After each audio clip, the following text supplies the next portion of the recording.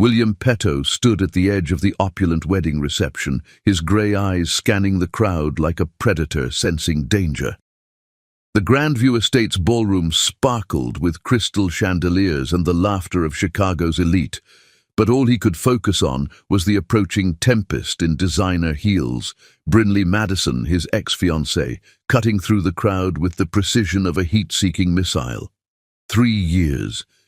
3 years since he'd discovered her betrayal, since he'd learned that the woman he'd planned to marry had been feeding his business secrets to her father, his biggest rival.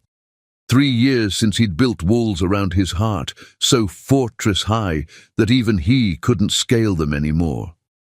"William!" Brinley's voice carried across the marble floor, sugar-sweet and venomous. Behind her, her parents followed like generals preparing for war.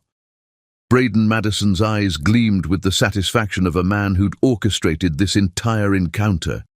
Panic, an emotion William Petto never allowed himself to feel, clawed at his chest. He couldn't face them. Not tonight. Not when the merger with Harrison Tech hung in the balance.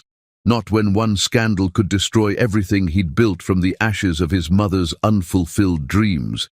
His gaze darted frantically around the room, searching for an escape route when they landed on her. She was crouched beside the fountain in the corner, adjusting her camera lens with the focused intensity of an artist lost in her craft. Her dark skin glowed under the soft lighting, and her natural hair was swept up in an elegant twist that showcased the graceful curve of her neck. She wore a simple black dress that spoke of someone who understood elegance didn't require a designer label, and when she looked up from her camera to capture a candid moment between the bride and groom, her smile was so genuine it literally stopped William's breath. Without thinking, without planning, without any of the calculated precision that ruled his life, William Petto, billionaire CEO, master of the universe, found himself walking toward a complete stranger.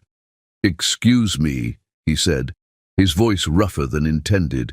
She looked up, and he was struck by the warmth in her dark brown eyes that held intelligence, humor, and a wariness that suggested she'd learned not to trust easily.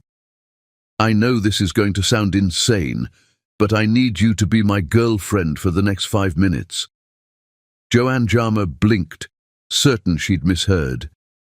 The man standing before her was devastatingly handsome in the way that made smart women do stupid things. Tall and broad-shouldered, with dark hair that looked like he'd been running his fingers through it, and eyes the color of storm clouds threatening rain. His tuxedo probably cost more than her rent, and everything about him screamed money and power. But there was something else there too, a vulnerability so raw and desperate that it caught her completely off guard. "I'm sorry, what?" she managed, her camera still halfway to her eye. 5 minutes, he repeated, his voice urgent now. "I'll pay you $10,000 to pretend to be my girlfriend for 5 minutes. I know how that sounds, but I'm not crazy, I'm not dangerous, and I'm definitely not propositioning you. He glanced over his shoulder, and Joanne followed his gaze to see a stunning blonde woman in a dress that probably cost more than Joanne's car, bearing down on them with the determination of a woman on a mission. "Please," he said, and the word was so quiet, so desperate, that it bypassed every logical thought in Joanne's head and went straight to her heart.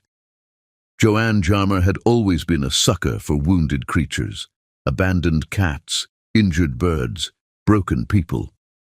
It was what her brother Hudson called her fatal flaw. Looking into this stranger's eyes, seeing the genuine panic there, she recognized another wounded soul. But more than that, she saw something that made her hesitate. This wasn't some entitled rich boy used to buying his way out of problems. This was a man who'd been cornered, who was asking for help in the only way he knew how. $10,000, she whispered, her mind racing. That money could cover her rent for 6 months, could pay for the new camera equipment she desperately needed, could give her the financial breathing room she'd been praying for. Cash, tonight, I swear on my mother's grave. The mention of his mother, The reverence in his voice when he said it sealed the deal. Joanne had lost her own mother 5 years ago, and she recognized that particular brand of grief, the kind that made you invoke the dead when you needed people to believe you were telling the truth. "What's my name?" she asked quickly, her photographer's eye already assessing the approaching threat. "What? If I'm your girlfriend, what's my name?"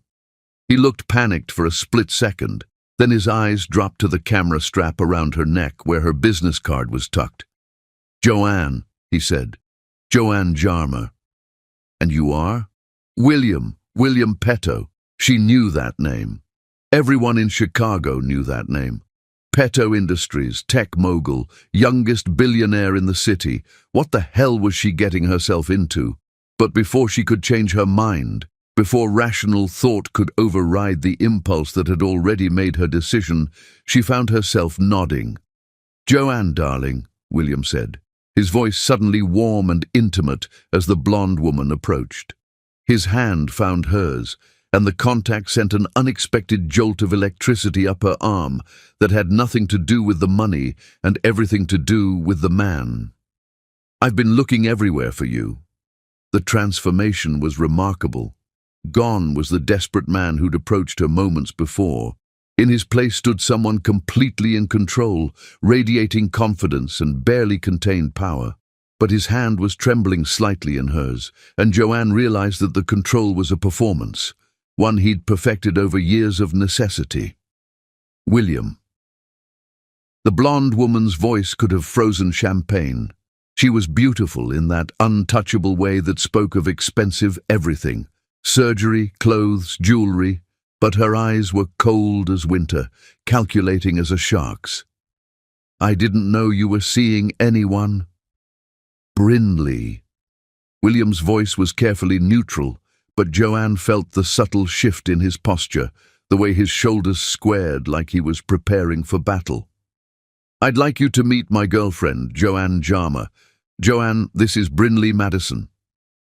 Whatever history these two shared, it wasn't pretty. The tension between them was thick enough to cut with a knife. "Girlfriend?" Brinley's perfectly sculpted eyebrow arched. "How unexpected. I don't recall seeing anything about this in the society pages." There was an insult buried in there somewhere, Joanne realized. The implication that someone like her wouldn't rate a mention in the society pages. The assumption that William would only date women who did. The subtle suggestion that she didn't belong in this world of wealth and privilege. Instead of being intimidated, Joanne felt her spine stiffen. She'd spent her entire career fighting to be taken seriously, to prove that her work had value regardless of her background. She wasn't about to let some entitled socialite make her feel small.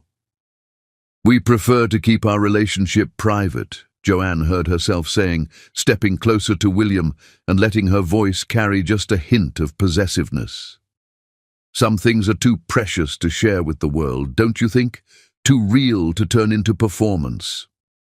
William's hand tightened around hers, and she could feel his surprise at her response, followed quickly by something that felt like admiration.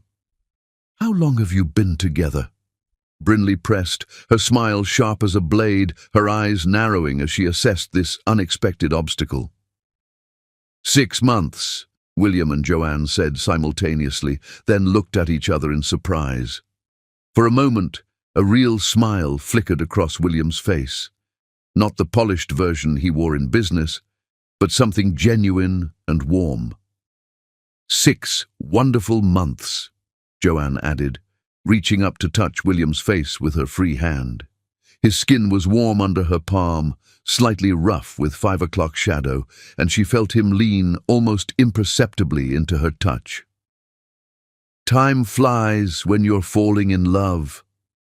The words were meant to be part of the act, but as they left her lips, Joanne realized they didn't feel like acting. There was something about this man, something beyond his obvious wealth and power, that called to her, something vulnerable and real beneath all that careful control.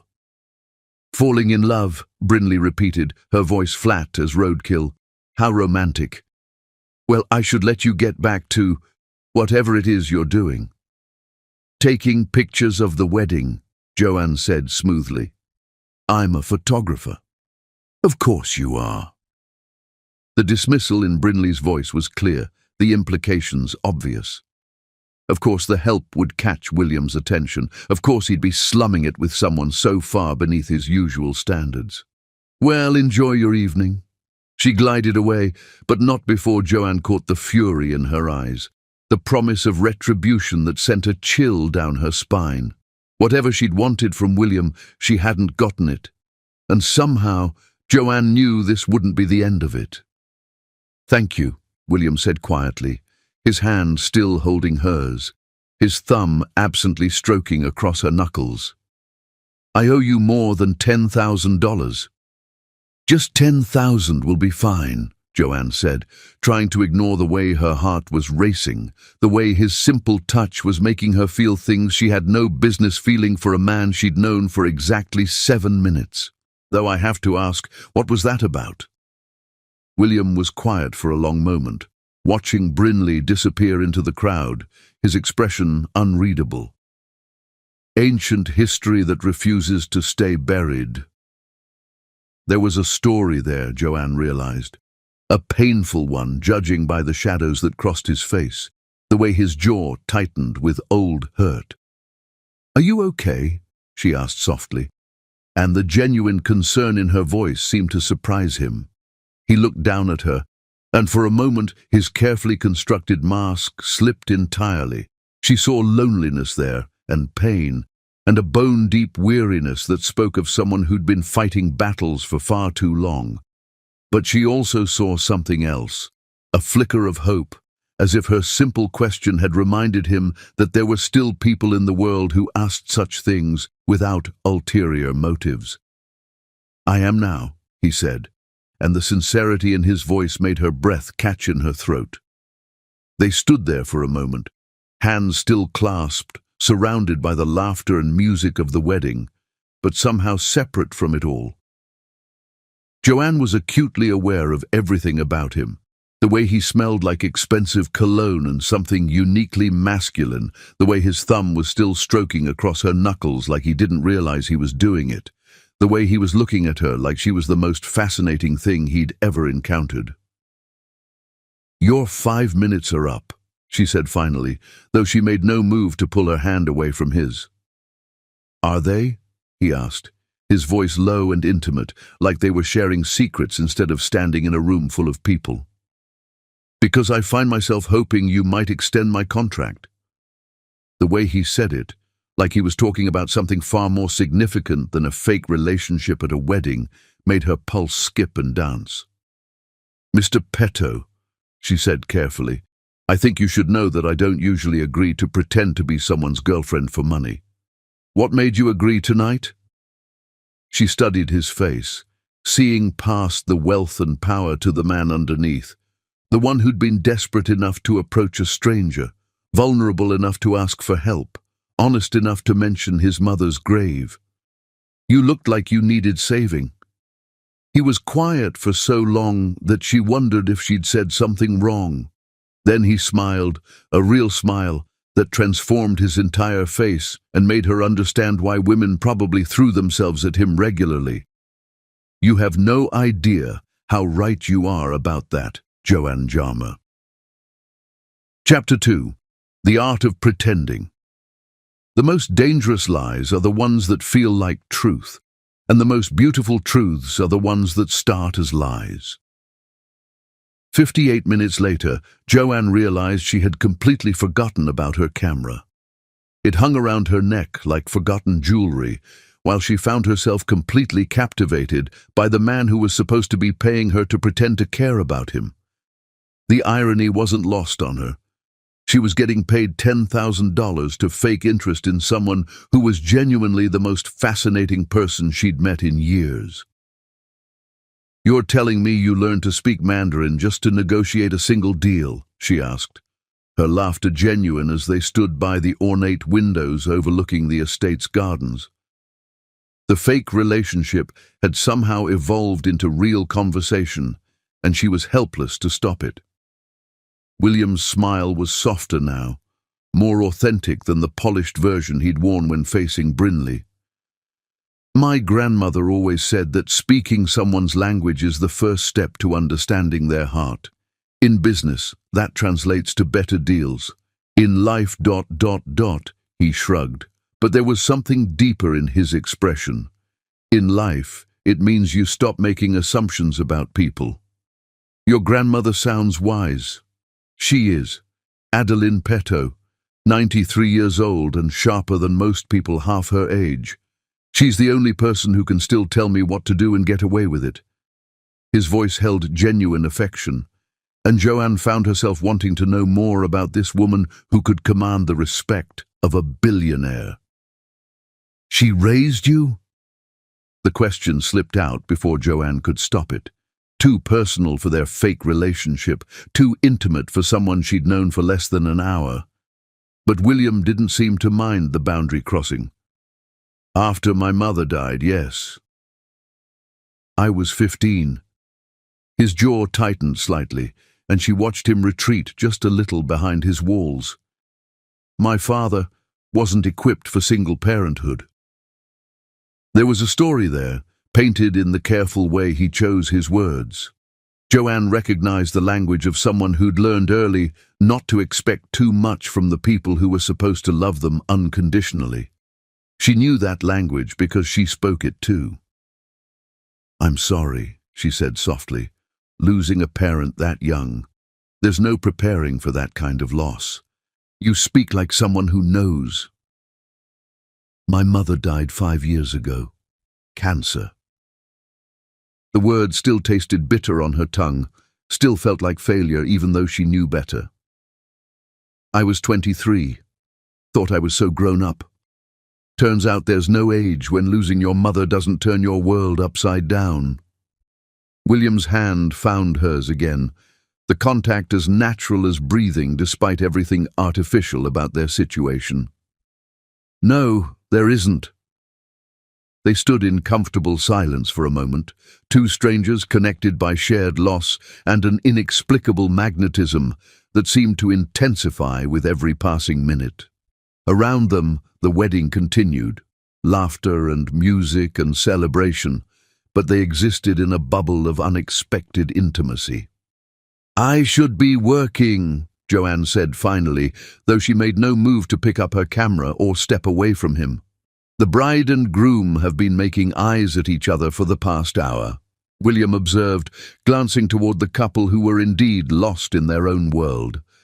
I think you could disappear for the rest of the night and still have enough material for a photo album. Spoken like someone who's never worried about paying rent. The words came out sharper than she intended, and she immediately regretted them. But William didn't look offended. If anything, he looked thoughtful. You're right, he said simply. I haven't worried about money in a very long time. But I remember what it felt like to watch my mother choosing between groceries and art supplies, telling herself that her dreams could wait another week, another month, another year. The pain in his voice was so raw, so unexpected, that Joanne felt tears prick her eyes. She was an artist, painter, brilliant, passionate, completely devoted to her craft, and completely unable to make a living from it. His grip on her hand tightened unconsciously. She died believing she was a failure. I've spent the last 20 years making sure other artists don't have to make the same choice she did. Before Joanne could respond, could process the depth of vulnerability he'd just shared with her, a familiar voice cut through the moment like a blade through silk. Well, the happy couple is still inseparable, I see. Brinley was back, and this time she wasn't alone. Two other women flanked her. One Joanne recognized as the mayor's wife, the other as a prominent socialite whose picture was always in the Chicago Tribune's society section. They moved like a pack, these women, united in their shared sense of superiority. Brinley, William said, his voice immediately cooling several degrees, his body language shifting subtly to something more protective. Ladies, We were just discussing the most interesting rumor, Brinley continued, her smile predatory as a shark's, about how you've been hiding this relationship for 6 months. It's fascinating, really, how someone can fly so completely under the radar in a city like Chicago. The implication was clear as crystal. Joanne didn't belong in William's world, and everyone knew it. She was an outsider, an interloper, someone playing dress-up in a game she'd never be equipped to win. "Some of us prefer substance over spectacle," Joanne said smoothly, stepping closer to William and letting her voice carry just enough steel to make her point. "We find our relationship is more meaningful when it's not performed for an audience's entertainment." The mayor's wife laughed, but it wasn't a kind sound. It was the laugh of someone who'd found something amusing to mock. "How refreshing. Though I have to say, I'm curious about your work, dear. Photography, wasn't it? Do you do weddings often?" The condescension in her voice was unmistakable. They were treating her like hired help, which technically Joanne supposed she was tonight. But she'd be damned if she'd let them make her feel ashamed of honest work. "Actually," she said, her voice steady despite the fury building in her chest, "I specialize in fine art photography. I have a show opening next month at the Morrison Gallery. Portraits of Chicago's essential workers during the pandemic. People who kept this city running while others hid in their penthouses, ordering groceries online and complaining about being bored." William squeezed her hand, and she could feel his approval radiating from him like heat. "How charitable," the socialite said, with a tight smile that didn't reach her surgically enhanced eyes. "I prefer human," Joanne replied sweetly. "But then again, I suppose we all value different things. Some of us value people for what they contribute to the world, rather than what they inherit from it." Brinley's eyes narrowed dangerously. "Indeed we do. Some of us value loyalty, for instance, the kind that comes from shared experiences, shared history." Her gaze flicked meaningfully to William, and Joanne felt him tense beside her. The kind that doesn't evaporate the moment something more interesting comes along. The barb hit its mark. Joanne could feel William's reaction, the way his jaw clenched, the slight intake of breath that suggested Brinley had touched on something that still had the power to hurt. Whatever she was referring to, it cut deep. "You know what I value," Joanne said, her voice soft but carrying clearly in the sudden silence around them. She turned to look directly at William, speaking to him as much as to their audience. "I value a man who treats people with kindness regardless of their bank account, who speaks about his mother with reverence and his grandmother with love, who learns languages not just to make money, but to understand hearts." She looked directly at Brinley. "I value authenticity over performance, substance over spectacle, love over leverage." The last words were aimed squarely at Brinley, and from the way the other woman's face flushed with rage, they hit their target dead center. "How poetic," Brinley said through gritted teeth. "William always did appreciate creative types." The way she said it made creativity sound like a communicable disease. "Ladies," William said, his voice cutting through the tension like ice, carrying the unmistakable authority of someone accustomed to being obeyed, "I believe my girlfriend and I were having a private conversation." It was a dismissal, polite but unmistakable. The three women had no choice but to retreat, but Brinley lingered for just a moment, her eyes promising that this wasn't over. "Enjoy your evening, William," she said, her voice honey-sweet again but with venom underneath. "I'm sure we'll be seeing much more of each other soon." As they walked away, Joanne felt the adrenaline drain from her body, leaving her slightly shaky. She'd just gone to war with Chicago society on behalf of a man she'd known for barely an hour, and the realization of what she'd done was starting to sink in. "I'm sorry," William said immediately, his voice tight with suppressed anger. "They had no right to treat you that way."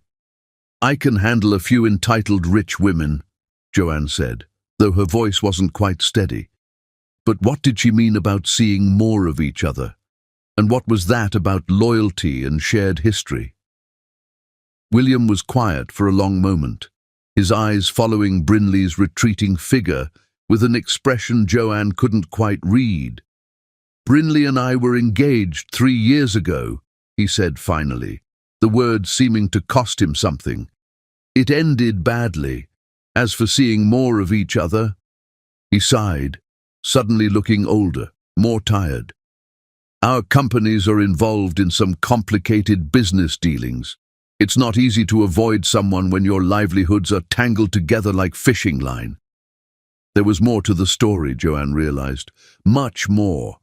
The kind of hurt that left scars, the kind of betrayal that made a man desperate enough to pay a stranger to pretend to love him rather than face his demons alone. But before she could ask, the wedding coordinator approached them with professional urgency. "Excuse me, miss? The bride would like some final photos with the family." Reality crashed back over Joanne like a wave of ice water. She was here to work, not to play dress-up with a billionaire. This wasn't real, no matter how much it felt like it, no matter how much she wanted it to be. "Of course," she said, finally reaching for her camera with hands that weren't quite steady. This was fun, but I need to get back to work." "Joanne," William said, catching her arm gently, his touch sending electricity up her spine. "Have dinner with me tomorrow night." The request caught her completely off guard. "What? Dinner? A real dinner, not a fake girlfriend arrangement, just you and me getting to know each other without an audience or ulterior motives." For a moment, she was tempted. More than tempted. The last hour had been magical in a way she hadn't experienced in years, but reality was a harsh mistress, and she'd learned long ago not to trust fairy tales, especially ones that started with financial transactions. "I can't," she said quietly. "Why not?" She looked at him, really looked at him, taking in the designer tuxedo, the confidence that came from never having to worry about money, the easy assumption that she would say yes because men like him were used to getting what they wanted. The evening had been intoxicating, but now, in the harsh light of reality, she could see it for what it truly was. "Because this isn't real," she said finally, each word carefully chosen, precisely aimed. "This has been lovely, truly. You're charming and fascinating and you make me laugh. But at the end of the day, you're just another rich man playing games, and I'm just the help who was convenient for the evening." The words hurt to say, but they needed to be said, for both of their sakes. She'd seen this movie before. Wealthy man, working-class woman, temporary fascination that ended with her heart in pieces and him moving on to someone more suitable. William looked like she'd physically struck him. Joanne, that's not what this is." "Isn't it?" She smiled sadly, already backing away, already protecting herself from the inevitable disappointment. "You offered me $10,000 to pretend to be your girlfriend. I pretended. Now it's over. That's exactly what this is." She started to walk away, but his voice stopped her, desperate, raw, completely stripped of pretense. "You're wrong about me." She turned back, seeing something desperate and vulnerable in his expression that made her chest ache. "Maybe," she said softly, "but I can't afford to find out." This time, when she walked away, he didn't try to stop her. But she could feel his eyes on her for the rest of the evening, and when she left the Grandview estate 3 hours later, $10,000 richer and infinitely more confused, she couldn't shake the feeling that she'd just made the biggest mistake of her life. The money would pay her bills, but would it be worth the cost of never knowing what might have been? Chapter 3. Canvas of Contradictions. Obsession begins the moment someone becomes impossible to forget, and William Petto had never been a man who forgot anything that mattered. 5 days since the wedding, and William had thought about Joanne Jarmer constantly. He'd calculated it during a board meeting when he should have been focusing on quarterly projections. Instead, he'd found himself remembering the way she'd laughed, the fire in her eyes when she'd defended him against Brinley's attacks, the devastating honesty when she'd called him just another rich man playing games.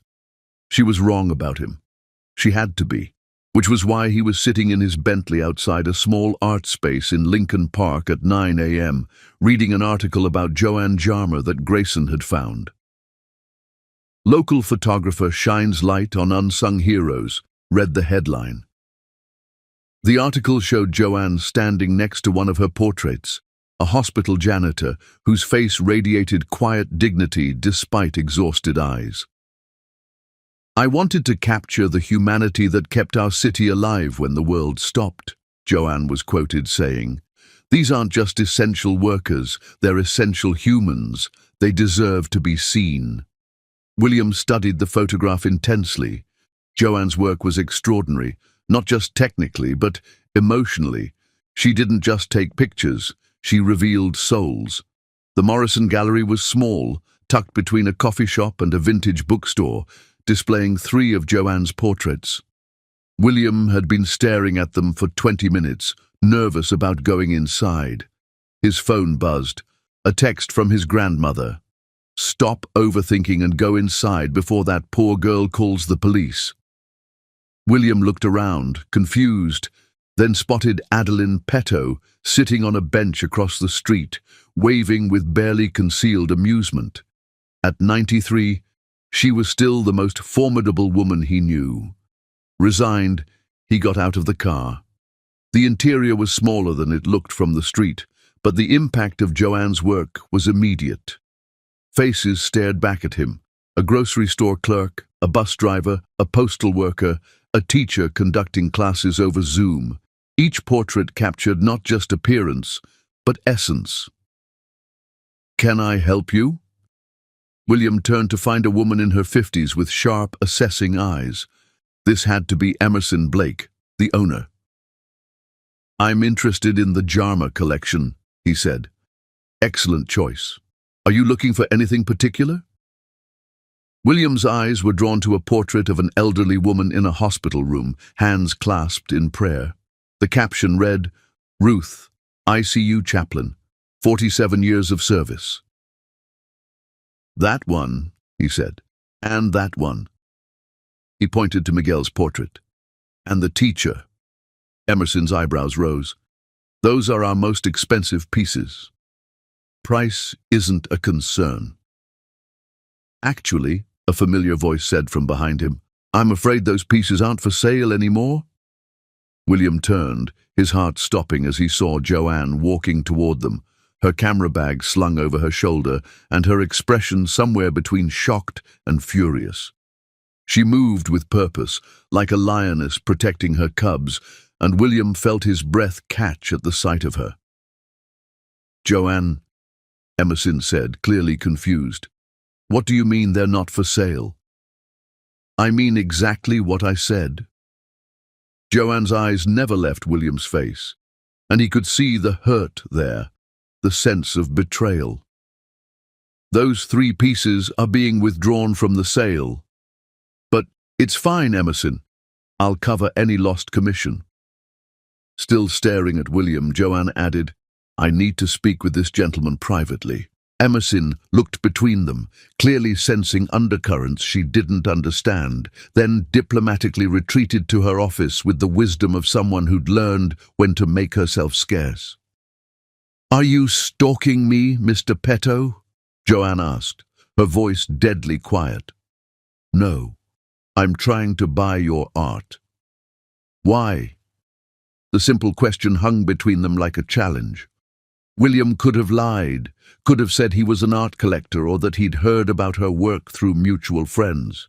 Instead, he found himself telling the truth, stripped of pretense or calculation.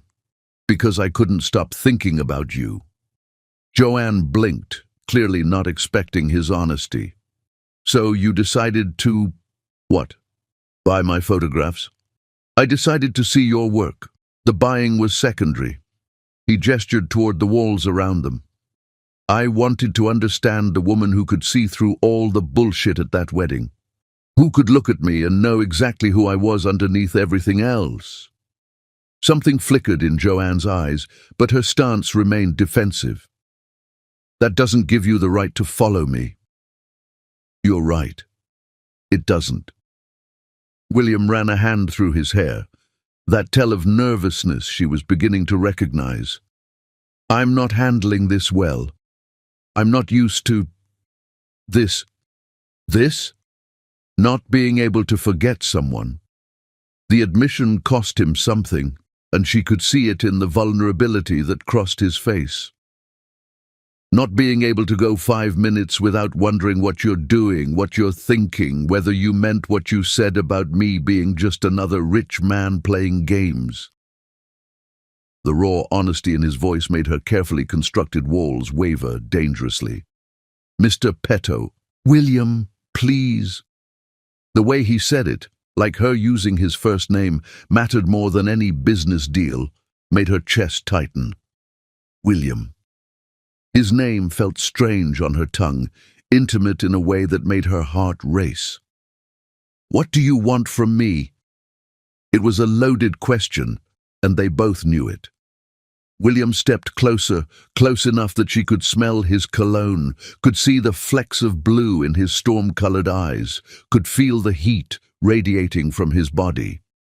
I want to know why you became a photographer. I want to know what made you choose to capture essential workers instead of fashion models or celebrities. I want to know what books you read and what music you listen to, and whether you prefer coffee or tea. He paused, his voice dropping to something almost reverent. I want to know everything about the woman who called me out for being just another rich man playing games, and then proved she was brave enough to defend someone she barely knew. And what if that's exactly what you are? Then prove it. The challenge in his voice surprised her. What? Prove that I'm just another rich man playing games. Spend time with me. Get to know me. If after that you still think I'm exactly what you expect me to be, I'll walk away and never bother you again. Joanne stared at him, seeing the determination in his face, the vulnerability he was trying so hard to hide beneath his challenge. And if you prove me wrong, then maybe you'll let me take you to dinner like I asked 5 days ago. This is insane. Completely. I don't even like you. I don't believe that. His smile was soft, knowing, completely confident in a way that should have been arrogant, but somehow wasn't. I think you're terrified of liking me. He was right, and that terrified her more than anything else. She didn't just like him, she was fascinated by him in a way that felt dangerous to her carefully ordered life. But looking at her photographs on these walls, at the work she'd created to show the world that everyone deserved to be seen, she realized she was being a hypocrite. How could she ask the world to look beyond surfaces when she was doing exactly the opposite? One coffee, she heard herself saying. One coffee and then you answer any questions I ask honestly. Deal. I mean any questions, William. Where you grew up, why you and Brinley broke up, what happened to your mother, why a billionaire tech mogul knows so much about art, everything. Something flickered across his face, fear maybe, or pain. She was asking him to strip himself bare, to trust her with truths he probably hadn't shared with anyone. But he nodded without hesitation. Everything. They ended up at the coffee shop next door, sitting by the window where they could see people walking past on the street. William ordered black coffee. Joanne got a caramel latte with extra foam. The morning rush had passed, leaving them essentially alone, except for a few laptop-wielding writers in the corner. So, she said, settling back in her chair and studying his face, tell me about your mother. William was quiet for so long that Joanne wondered if he was going to answer. When he finally spoke, his voice was carefully controlled, each word chosen with precision. Her name was Isabella. She was 22 when she had me, unmarried, mixed race in a time and place where that made life complicated. He stared into his coffee like it held answers. My father was from a wealthy white family. When his parents found out about the pregnancy, they offered my mother money to disappear. Did she take it? Some of it. Enough to get by while she was pregnant. She had this idea that once I was born, once I was real to him, he'd change his mind about us. William's laugh was bitter, hollow. She was young and in love and believed in fairy tales. What happened? He married someone else 6 months after I was born. Someone appropriate. Someone his family approved of. William's jaw clenched. My mother raised me alone until I was 8, and then he died in a car accident and left me everything in his will. Guilt, I suppose. Joanne felt her chest tighten. That must have been devastating for your mother. It should have been a blessing. Suddenly we had money, security, a future. But my father's family contested the will. They spent 2 years dragging my mother through court, claiming she'd manipulated him, that I wasn't really his son. William's voice grew rougher. They eventually lost, but the legal fees and the stress, the constant attacks on her character, the implication that she was just a gold digger who'd trapped their son, it broke something in her. She started drinking, started believing what they said about her. William, she died when I was 15, pills and alcohol. The coroner called it accidental, but I knew better. He finally looked up, and the pain in his eyes made Joanne's breath catch. She died believing she was exactly what his family said she was, a gold-digging mistake who'd ruined everyone's life. Tears pricked Joanne's eyes. I'm so sorry. I swore that day that I'd never let anyone make me feel powerless again. Money became my armor, success became my weapon, and I told myself that if I never needed anyone, no one could hurt me the way they hurt her. Until Brinley, William nodded grimly. Until Brinley, I thought I'd found someone who understood that world, who could navigate it without getting destroyed by it. I was wrong. What did she do? She spent 2 years learning everything about my business, my deals, my strategies, fed it all to her father, who used the information to systematically undercut every major contract I bid on. William's voice was flat, emotionless. I found out 3 weeks before our wedding, when one of her emails was accidentally forwarded to me instead of him. Joanne felt sick. William, that's horrible. The worst part wasn't the betrayal. It was realizing that she was right about me. I had become exactly what I swore I wouldn't. Someone who put money and power above everything else. Someone who didn't know how to love without leverage. They sat in silence for a moment, the weight of his confession settling between them like a bridge built of shared understanding. Is that why you offered me $10,000? Joanne asked quietly. Because you don't know how to connect with people without using money? William considered the question seriously. Maybe, probably. He looked at her directly. But when I asked you to dinner afterward, that wasn't about money. That was about you. What about me? You saw through everything, the money, the power, the performance. You saw me, and you still chose to defend me against Brinley.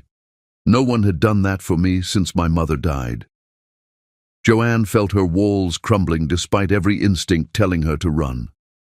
William, I know I'm damaged goods, Joanne.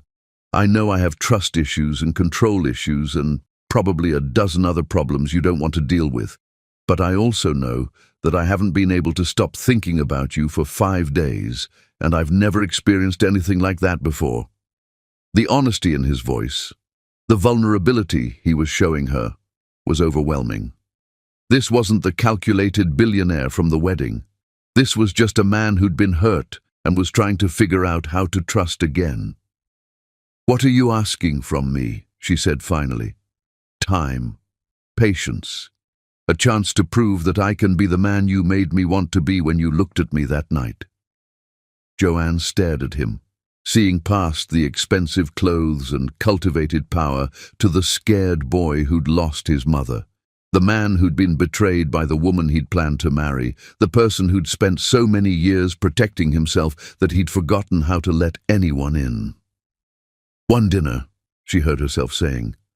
one real dinner, where we talk about normal things like favorite movies and childhood pets and whether pineapple belongs on pizza. William's smile was like sunrise breaking through storm clouds. Does it? Absolutely not. And if you say yes, this ends before it starts. Then it's a good thing I'm a purist when it comes to pizza. Despite everything, despite all her reservations and fears, Joanne found herself smiling back. One dinner, William Petto. Don't make me regret this. I won't, he said, and the promise in his voice made her believe that maybe, just maybe, she was about to discover that fairy tales could happen to girls like her after all. Chapter 4. Walls built to crumble. The most dangerous thing about falling in love isn't the fall, it's the moment you realize you don't want to be caught by anyone else. Joanne had always prided herself on being practical. She bought generic brands at the grocery store, drove a 10-year-old Honda that she maintained herself, and had never owned a piece of clothing that couldn't be washed in a regular machine. So when William texted her the address for their dinner and she found herself standing outside Alinea, the most exclusive restaurant in Chicago, she seriously considered turning around and going home.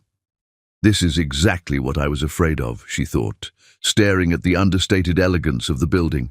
He's trying to impress me with money. Her phone buzzed. I know what you're thinking. Trust me for 2 hours. She looked up to find William standing in the doorway, wearing dark jeans and a simple button-down shirt instead of his usual designer armor. He looked younger somehow, more approachable, and when he smiled at her, it wasn't the polished businessman smile she'd seen at the wedding. This was something real, nervous, hopeful. Before you say anything, he said, walking toward her with his hands slightly raised in surrender, I know this looks like exactly the kind of flashy gesture you accuse me of, but I have a confession to make. I'm listening. I've never actually eaten here. I've been invited dozens of times for business dinners, but I always declined because... He ran his hand through his hair, that nervous gesture she was coming to recognize as completely genuine, because it felt like something my father would have done. All show, no substance. Joanne studied his face, looking for signs of manipulation, but found only genuine nervousness and something that looked like vulnerability. Then why tonight? Because you said you wanted normal conversation about favorite movies and childhood pets. And because the chef here, David Chen, was one of my mother's closest friends. She used to bring me here when it was just a tiny storefront restaurant before it became famous. He's been asking me to come back for years. The explanation caught her completely off guard. This wasn't about impressing her with expensive food. It was about sharing something personal, something that mattered to him in ways that had nothing to do with money or status. Your mother brought you here? Every year on my birthday until she died, David used to make me a special dessert, chocolate soufflé with raspberry sauce. She'd tell him it was because I was her sweet boy, and he'd roll his eyes and pretend to be annoyed. But he always made it flawlessly. William's voice grew soft with memory.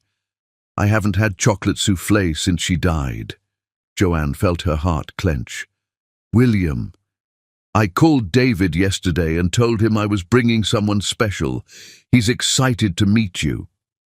William stepped closer, and she could see the vulnerability in his eyes, the fear that she might reject this offering of trust. But if this makes you uncomfortable, we can go somewhere else. There's a great pizza place around the corner where we can argue about pineapple toppings. The fact that he was willing to change plans, to give up something that was clearly meaningful to him, told Joanne everything she needed to know about his intentions. I'd love to meet your mother's friend, she said softly. William's smile was radiant. Really? Really? But I'm warning you, if you try to order my food for me or do any other controlling rich guy nonsense, I'm walking out. Noted. Though I should mention that David doesn't exactly have a menu. He cooks whatever inspires him based on the people he's cooking for. Then I guess we're both taking a leap of faith. The interior of Alinea felt more like being invited into someone's beautiful home than dining in a pretentious restaurant. David Chen himself greeted them at the door, a small man in his 60s with kind eyes and flour-dusted hands. "William," he said, pulling the much taller man into a fierce hug. "You look just like Isabella when you smile like that." "Hi, David. This is Joanne Jarmer. Joanne, this is David Chen, the best chef in Chicago and the man who taught me that food is love made edible." David turned his attention to Joanne, studying her with an artist's intensity. "Photographer," he said after a moment. "You see the world in frames, in moments captured. How did you—" "Your hands," David said simply. "The callus on your index finger from your camera strap. And William doesn't bring just anyone to meet me." As David led them to a small table by the window, Joanne found herself relaxing in spite of her reservations. This wasn't about impressing her with exclusivity. It was about sharing a piece of William's history, letting her see the boy he'd been through the eyes of someone who'd loved his mother. "So," she said once they were seated, "childhood pets. You promised me normal conversation." William laughed, and the sound was lighter than anything she'd heard from him before. "You're not going to let me ease into this, are you?" "Absolutely not. Childhood pets, William Petto, spill." "Okay, but you're going to laugh." He took a sip of water, gathering courage like he was about to confess to a crime. "I had a goldfish named Warren Buffett." Joanne nearly choked on her wine. "You named your goldfish after a billionaire investor." "I was 8 and obsessed with the idea of making money so my mother wouldn't have to work 3 jobs. I thought if I named my pet after a successful businessman, some of that success would rub off on me." "That's actually kind of heartbreaking." "It gets worse. Warren Buffett the goldfish lived for 6 years, practically ancient for a goldfish. I was convinced it was because of his entrepreneurial name." William grinned sheepishly. "I gave business advice to a fish, Joanne. I told him about market trends and investment strategies. What did he tell you back?" "That diversification is key, and that you should never invest in anything you don't understand. He was a very wise fish." Joanne was laughing so hard she had tears in her eyes. "I can't believe you just told me that story. Your turn, and please tell me you had a more normal pet than a business-savvy goldfish." "I had a cat named Frida Kahlo." "After the artist?" "After the artist.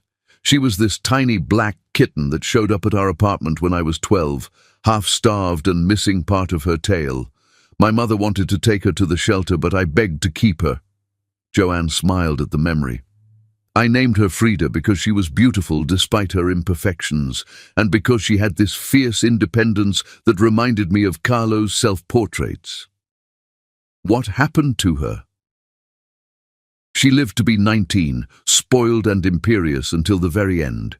She died 2 months after my mother did, like she was waiting to make sure I could handle being alone." William reached across the table and took her hand, the gesture so natural it felt like breathing. "I'm sorry. Losing them both so close together must have been devastating." "It was. But it also taught me that I was stronger than I thought, that I could survive losing the things I loved most." The words hung between them, loaded with meaning. William understood that she wasn't just talking about pets and parents, she was talking about her fear of letting herself care about him, her terror of loving someone else she might lose. David appeared at their table with the first course, something that looked like art on a plate, delicate and beautiful enough to photograph. "For the photographer," he said, setting the creation in front of Joanne, "beauty that reveals itself slowly, like developing a photograph in the darkroom." For William, he presented something entirely different, rustic, comforting, rich with memories. For the boy who still misses his mother's cooking, comfort made elegant. As they ate, the conversation flowed as easily as the wine. They talked about books. William was obsessed with biographies. Joanne loved magical realism. Movies, they both cried during animated films. And travel. William had been everywhere for business but had seen nothing. Joanne dreamed of photographing the northern lights. "What's the most beautiful thing you've ever seen?" William asked as David brought out the third course. Joanne considered the question seriously. "My mother's hands while she was painting. She had these long, elegant fingers, and when she held a brush, it was like watching magic happen. She could create entire worlds with just color and canvas. She was an artist too. Watercolors, mostly. Landscapes and flowers. Nothing groundbreaking but beautiful in its simplicity." Joanne's voice grew wistful. She stopped painting when she got sick. Said she couldn't see the point when she wouldn't be around to finish anything. "Do you still have any of her work?" "One piece. A painting of the lake at sunrise that she did the summer before she died. It hangs in my bedroom." She looked at him curiously. "What about you? Most beautiful thing you've ever seen?" William was quiet for a long moment, his eyes fixed on her face with an intensity that made her breath catch. "You defending me to Brinley at the wedding. I've had people fight battles for me before. Lawyers, business partners, employees. But no one had ever stood up for me just because they thought I deserved it."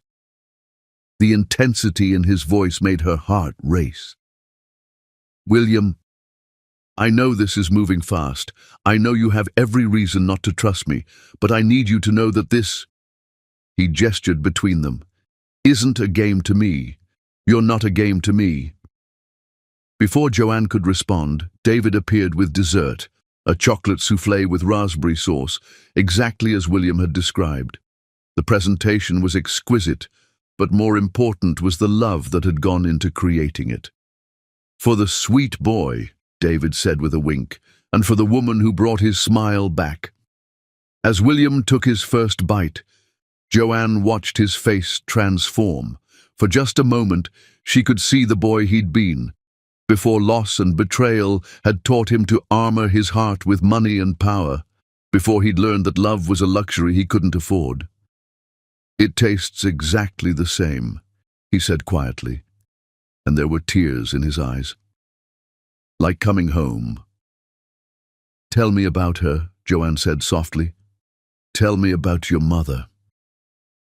William set down his spoon, and when he spoke, his voice was full of love and loss and memories that had been carefully preserved like treasures in a vault. She was fierce, tiny, barely 5 feet tall, but she could stare down anyone who threatened the people she loved. She believed in magic, in the power of art to change the world. She used to say that every painting was a prayer, every brushstroke an act of faith. She sounds wonderful. She was. She was also stubborn and proud and too trusting for her own good. She believed the best of people even when they showed her their worst. He looked directly at Joanne. "You would have liked her. She would have loved your work, your passion for showing the world that everyone has value. I wish I could have met her.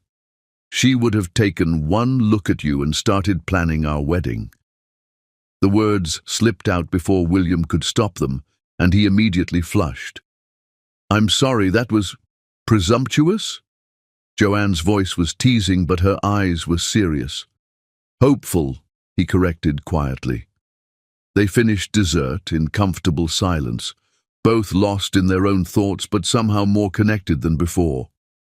When David brought the check, William handed him a credit card, but David waved him away.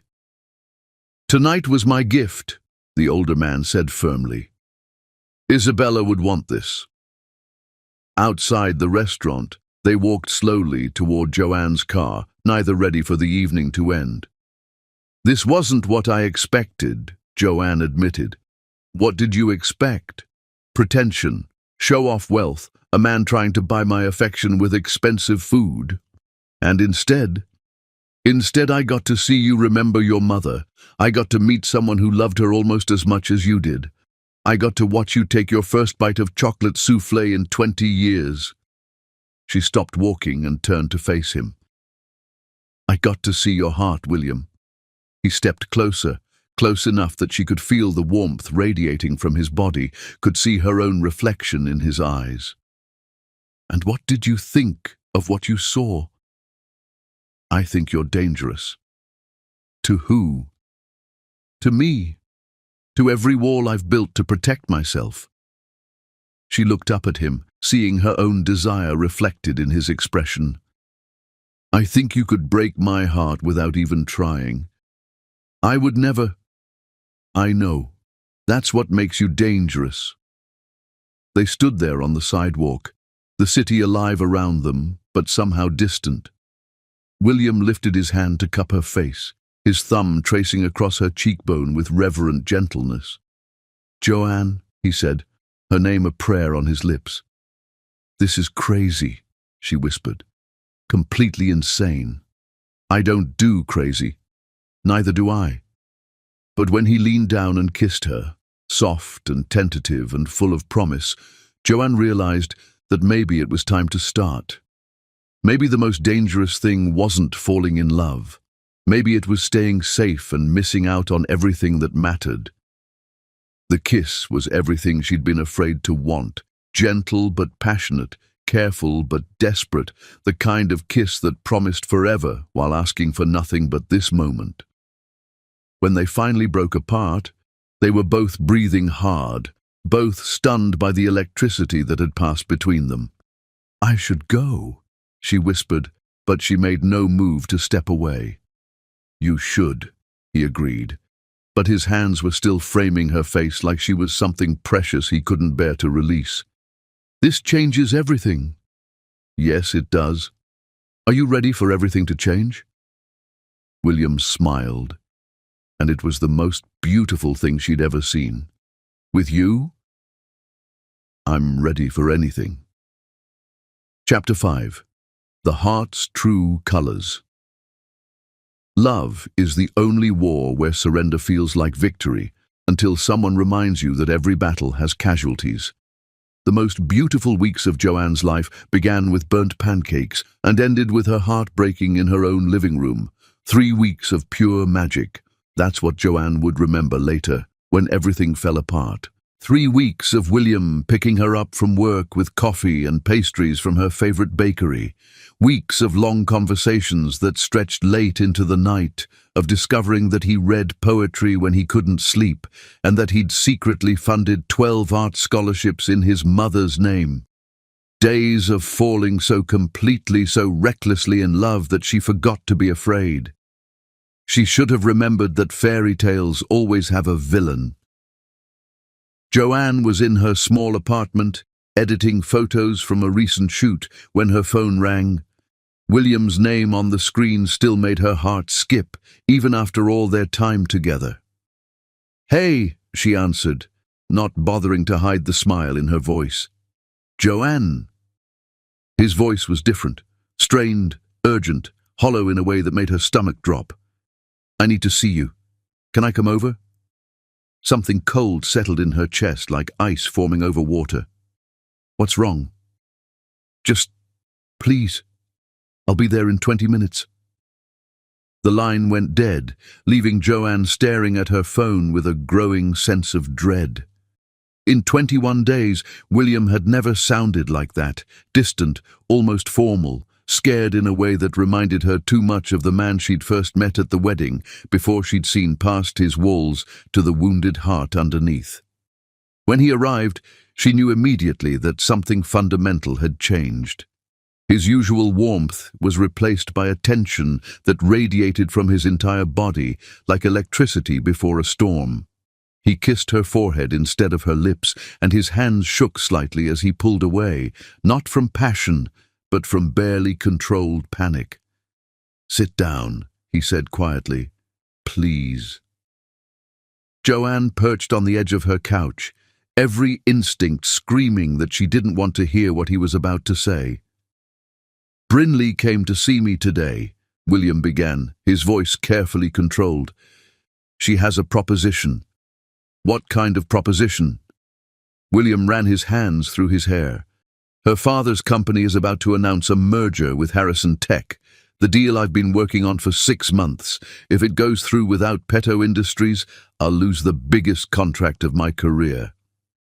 Joanne felt the first crack in her heart. And Brinley is offering to make sure I'm included. Full partnership, guaranteed profits for 5 years. In exchange for what? William's silence was answer enough. She wants you back, Joanne said hollowly. She wants me to announce our engagement at the Harrison Tech Gala next month. A big public declaration that we're reuniting. William finally looked at her, pain devastating in his eyes. She says it's about business stability, but we both know what it really is. Revenge. She wants to destroy us, William corrected quietly. Joanne felt like she was drowning in ice water. What did you tell her? I told her no. I told her I'd rather lose everything than give up what we have. Relief flooded through her, followed immediately by crushing guilt. William, you can't lose your company because of me. It's not because of you, it's because of her, because she's a vindictive, manipulative. It doesn't matter why. Joanne stood, pacing to the window, because she needed distance from the pain in his eyes. If you lose everything, you'll resent me eventually. Maybe not today, maybe not next month, but someday you'll look at me and remember what I cost you. That's not true, isn't it? She turned to face him, tears threatening but not yet falling. Your company is your life, William. It's how you honor your mother's memory, how you prove that her sacrifices meant something. It's your legacy, your foundation, your way of making the world better. I can't be the reason you lose that. William stood too, crossing to her in 2 quick strides, his hands reaching for her like she was a lifeline. Joanne, listen to me. No, you listen. Her voice was stronger now, fueled by the terrible certainty that she was about to break both their hearts to save his soul. I've seen what happens when love gets mixed up with money and power. My father left my mother the moment supporting us became inconvenient. Your father abandoned your mother when his family disapproved. I won't be another casualty in someone else's war. This is different. Is it? Because from where I'm standing, it looks exactly the same. A man having to choose between love and everything else he values. William's face went pale as parchment. You think I'd choose money over you? I think you'd choose your mother's legacy over a woman you've known for 21 days, and you'd be right to... The words hit William like physical blows, and she could see each one land, could watch them tear something vital inside him. You don't understand. I understand perfectly. Joanne wrapped her arms around herself, trying to hold the pieces of her heart together long enough to finish this. I understand that this was always going to end. I just thought we'd have more time. Joanne, please, you should go. No. William's voice was fierce suddenly, desperate in a way she'd never heard before. I'm not walking away from this. From us. There has to be another solution. There is. Joanne's voice was barely a whisper, each word cutting her throat like glass. You marry her. Absolutely not. It's just a business arrangement, right? That's what she's offering, a fake engagement for a real partnership. You get your deal, she gets her revenge fantasy, and everyone wins. Everyone except us. There is no us, William. The lie tasted like poison, like everything bitter and wrong in the world. There was never going to be an us. We're from different worlds, and eventually that was going to matter. William stared at her like she'd struck him. You don't mean that. Don't I? Look around, William. Look at my apartment, my life. You're a billionaire who orders wine that costs more than my monthly salary. I take pictures for a living and shop at thrift stores. What did we think was going to happen? I thought we were going to fall in love and figure out the rest together. His honesty shattered what was left of her resolve. The simple truth of it, the genuine belief in his voice, made her want to take back every word she'd just said. But wanting something and being able to survive it were two different things. We did fall in love. That's the problem. William stepped closer, his hands framing her face with desperate gentleness. Then fight for it. Fight for us. I am fighting. I'm fighting to save you from making a mistake that could destroy everything you've worked for. You're not saving me. You're leaving me. Sometimes those are the same thing. For a moment, they stood frozen, the weight of everything unsaid hanging between them like a chasm too wide to cross. Then William's phone rang, shattering the silence like gunfire. He ignored it. It rang again. "Answer it," Joanne said quietly. With visible reluctance, William pulled out his phone. "It's Grayson." "Answer it, William." He did, his eyes never leaving her face. "What?" Even from across the room, Joanne could hear the urgency in his assistant's voice, could see William's expression grow increasingly grim as he listened. "I'll be right there," he said finally, ending the call. "What's wrong?" Harrison Tech just announced they're accelerating their timeline.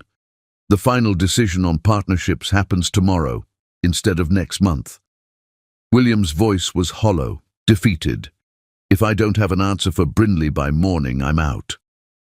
The universe, Joanne realized, had a cruel sense of timing. "Then you have your answer," she said. "Joanne, go, William. Go save your company. Go honor your mother's memory. Go be the man you need to be." "What if the man I need to be is the one who chooses you?" The question hung in the air like a prayer, like a plea, like a promise of everything they could have been if the world were different, if love were enough, if fairy tales were real. "Then you'd be making a mistake," Joanne whispered, "and I love you too much to let you make it." William looked at her for a long moment, memorizing her face like he was trying to capture her in his mind, the way she captured moments with her camera. She could see him trying to find words, trying to find some argument that would change her mind, some solution that would save them both. But they both knew there wasn't one. "This isn't over," he said finally. "Yes, it is." He walked to the door, then turned back one last time. "For what it's worth, these 21 days were the happiest of my life. Mine, too." After he left, Joanne sank onto her couch and let herself cry, for the love they'd found, for the future they'd lost, for the impossible choice that had torn them apart. Outside her window, Chicago sparkled in the darkness. 8 million people going about their lives, unaware that her heart was breaking. Her phone buzzed with a text from Kinsley. "How's Prince Charming?" Joanne stared at the message for a long time before typing back, "He's gone." "Gone where?" "Back to his real life." What happened? Joanne set the phone aside without answering. How could she explain that sometimes love wasn't enough? That sometimes the most loving thing you could do was let someone go, even when it destroyed you. That sometimes saving someone meant sacrificing yourself. She walked to her bedroom and stared at her mother's painting, the lake at sunrise, full of hope and possibility. Her mother had believed in love, had trusted it even when it disappointed her. But her mother had also died alone, abandoned by the man who'd promised to love her forever.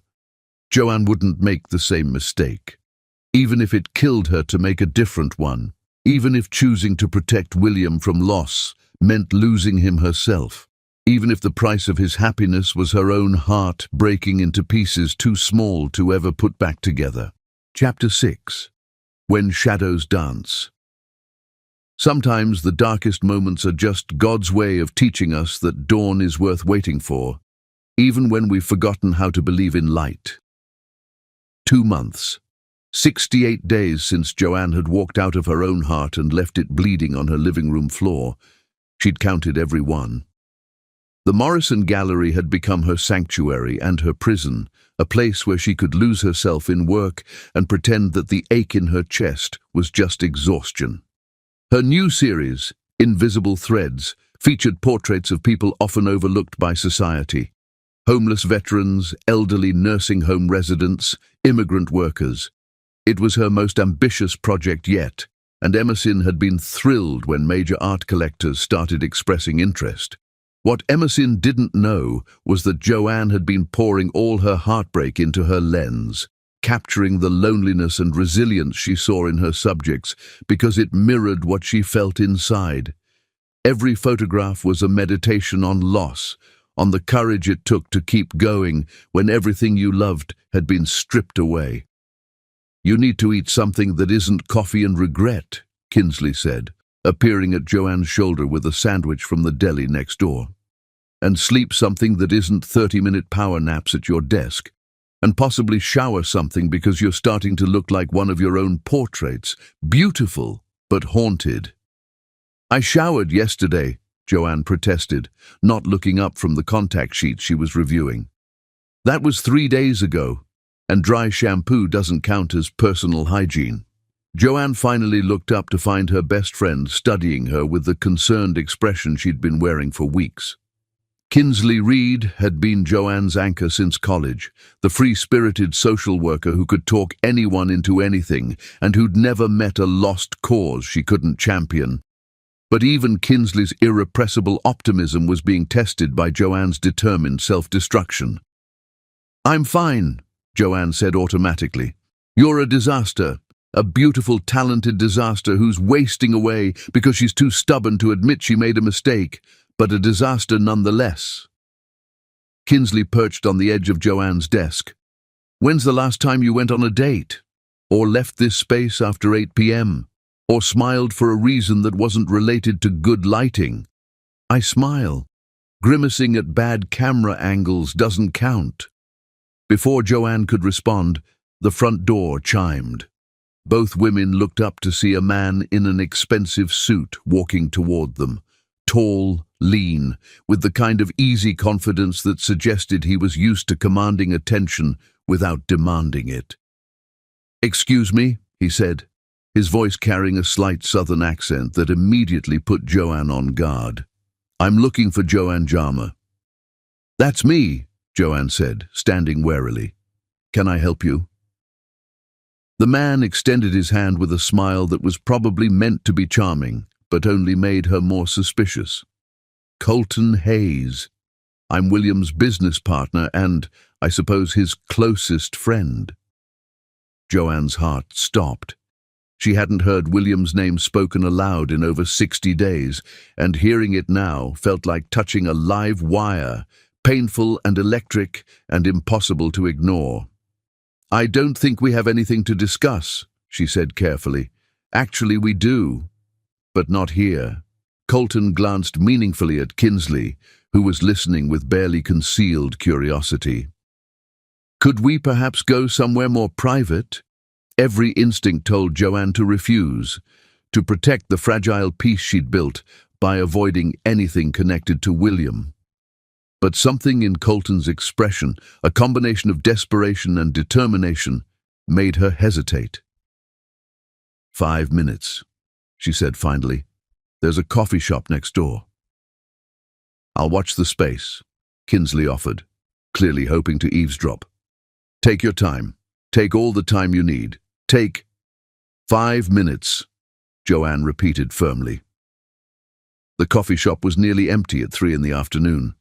Colton bought them both coffee and led her to a corner table, his movements efficient and purposeful in a way that reminded her painfully of William. "How is he?" Joanne asked before she could stop herself. "Terrible," Colton said bluntly. "He's working 18-hour days, sleeping in his office and going through assistants like tissues. Yesterday he fired someone for bringing him the wrong brand of coffee." Joanne's chest tightened. "He saved his company, though. The Harrison Tech deal went through." "Oh, the deal went through. Peto Industries is more successful than ever, and he's more miserable than I've ever seen him." "What about Brinley?" Colton's expression darkened like storm clouds gathering. What about her? Didn't they? Joanne couldn't bring herself to say the words, couldn't voice the question that had been tearing at her for months. Get engaged? Hell no. William told her exactly where she could shove her proposition, in terms that were creative, even for him. Colton leaned back in his chair. He chose you, Joanne. He walked away from the biggest deal of his career to choose you. The words hit Joanne like a physical blow, knocking the breath from her lungs. That's impossible. The deal went through. Because I found another way. Because I spent 3 days working every connection I had, calling in every favor. Because William was so determined not to lose you that he was willing to risk everything rather than betray what you meant to him. Joanne felt like she couldn't breathe. But the announcement, I saw it in the Tribune, Petto Industries' full partnership, happened because of you, not in spite of you, because you made him remember what was actually worth fighting for. Colton pulled out his phone and showed her a series of photos. William at various charity events, ribbon cuttings, business dinners, all in the past months. But in every picture, he looked hollow, like a man going through the motions of living without actually being alive. After you ended things, something broke in him, but it also clarified something. He started liquidating personal assets, restructuring the company, taking bigger risks. It was like he decided that if he couldn't have what mattered most, he might as well bet everything on what mattered second most. His mother's legacy. Exactly. And it worked. But Joanne... Colton's voice grew gentle. Success without someone to share it with is just expensive loneliness. Joanne stared at the photos, seeing the pain William was trying so hard to hide from the world. Why are you telling me this? Because he won't. Because he's too proud and too scared and too convinced that you were right to leave. Colton leaned forward again. And because I've known William for 15 years, and I've never seen him the way he was with you, not even with Brinley. How was he with me? Happy, real, like he'd finally figured out who he was supposed to be. Colton's expression softened. The man talks about you constantly, Joanne. Your photography, your laugh, the way you take your coffee with extra foam. He's got one of your photographs hanging in his office, the one of Miguel from your Essential Workers series. He bought that, anonymously, through 3 different intermediaries, for twice what it was listed for. Emerson probably thinks she has a mysterious new collector. Joanne felt tears threatening. Colton, I'm not asking you to take him back. I'm asking you to understand that the choice you made for him, the choice to protect his career over your relationship, it wasn't the choice he wanted. You decided what was best for him without asking him what he actually valued. The accusation stung because it was true. I was trying to save him from having to choose. You were trying to save yourself from being chosen. There's a difference. Before Joanne could respond, Colton's phone buzzed urgently. He glanced at it and frowned. I have to go. William doesn't know I'm here, and if he finds out... He stood, then paused. There's something else you should know. About the art programs he funds. What about them? It's not 12 scholarships. It's 47. And it's not just scholarships, it's full programs. Art therapy for kids in foster care, supplies for underfunded schools, grants for emerging artists. He's given away more money in his mother's name than most people make in a lifetime. Joanne felt her carefully constructed walls beginning to crumble again. Why are you telling me this? Because you said he'd choose his mother's legacy over love. But here's the thing. You were part of that legacy. The programs he created, the risks he took, the man he became when he was with you, that was all honoring her memory. You didn't compete with his mother's legacy, Joanne. You became part of it. After Colton left, Joanne sat in the coffee shop for a long time, staring at her untouched latte and trying to process everything he'd told her. She'd spent over 2 months convincing herself that she'd done the right thing, that William was better off without her, that love couldn't survive the pressure of his world. But what if she'd been wrong? What if her fear of being abandoned had made her abandon him first? Her phone rang, startling her from her thoughts. Hudson's name appeared on the screen. "Hey, big brother," she answered, grateful for the distraction. "Don't hey big brother me. I just talked to Kinsley and she's worried about you. Says you've been living like a hermit and looking like death warmed over. I'm fine." "Joe." Hudson's voice was gentle but firm. "What's going on? And don't tell me it's work stress, because I know the difference between your work stress face and your heartbreak face." Joanne found herself telling him everything about William, about the impossible choice, about the past months of trying to convince herself she'd done the right thing. "Jesus, Joe," Hudson said when she finished. "You found a guy who was willing to risk everything for you, and you dumped him to protect him from a choice he didn't want protection from." "I was trying to do the right thing." "No, you were trying to do the safe thing." Hudson's voice was knowing. "Joe, you can't keep running from love because Mom and Dad didn't work out. Not every man is Dad. What if this one does? What if it doesn't? What if you're walking away from the best thing that ever happened to you because you're too scared to believe you deserve it?" That evening, Joanne found herself standing in front of her mother's painting again, studying the way the light touched the water, the hope captured in those gentle brush strokes. Her mother had believed in love, even when it disappointed her. Her mother had created beauty even when her heart was breaking. Her mother had never stopped hoping for sunrise, even in her darkest hours. Maybe it was time for Joanne to start believing in dawn again, too.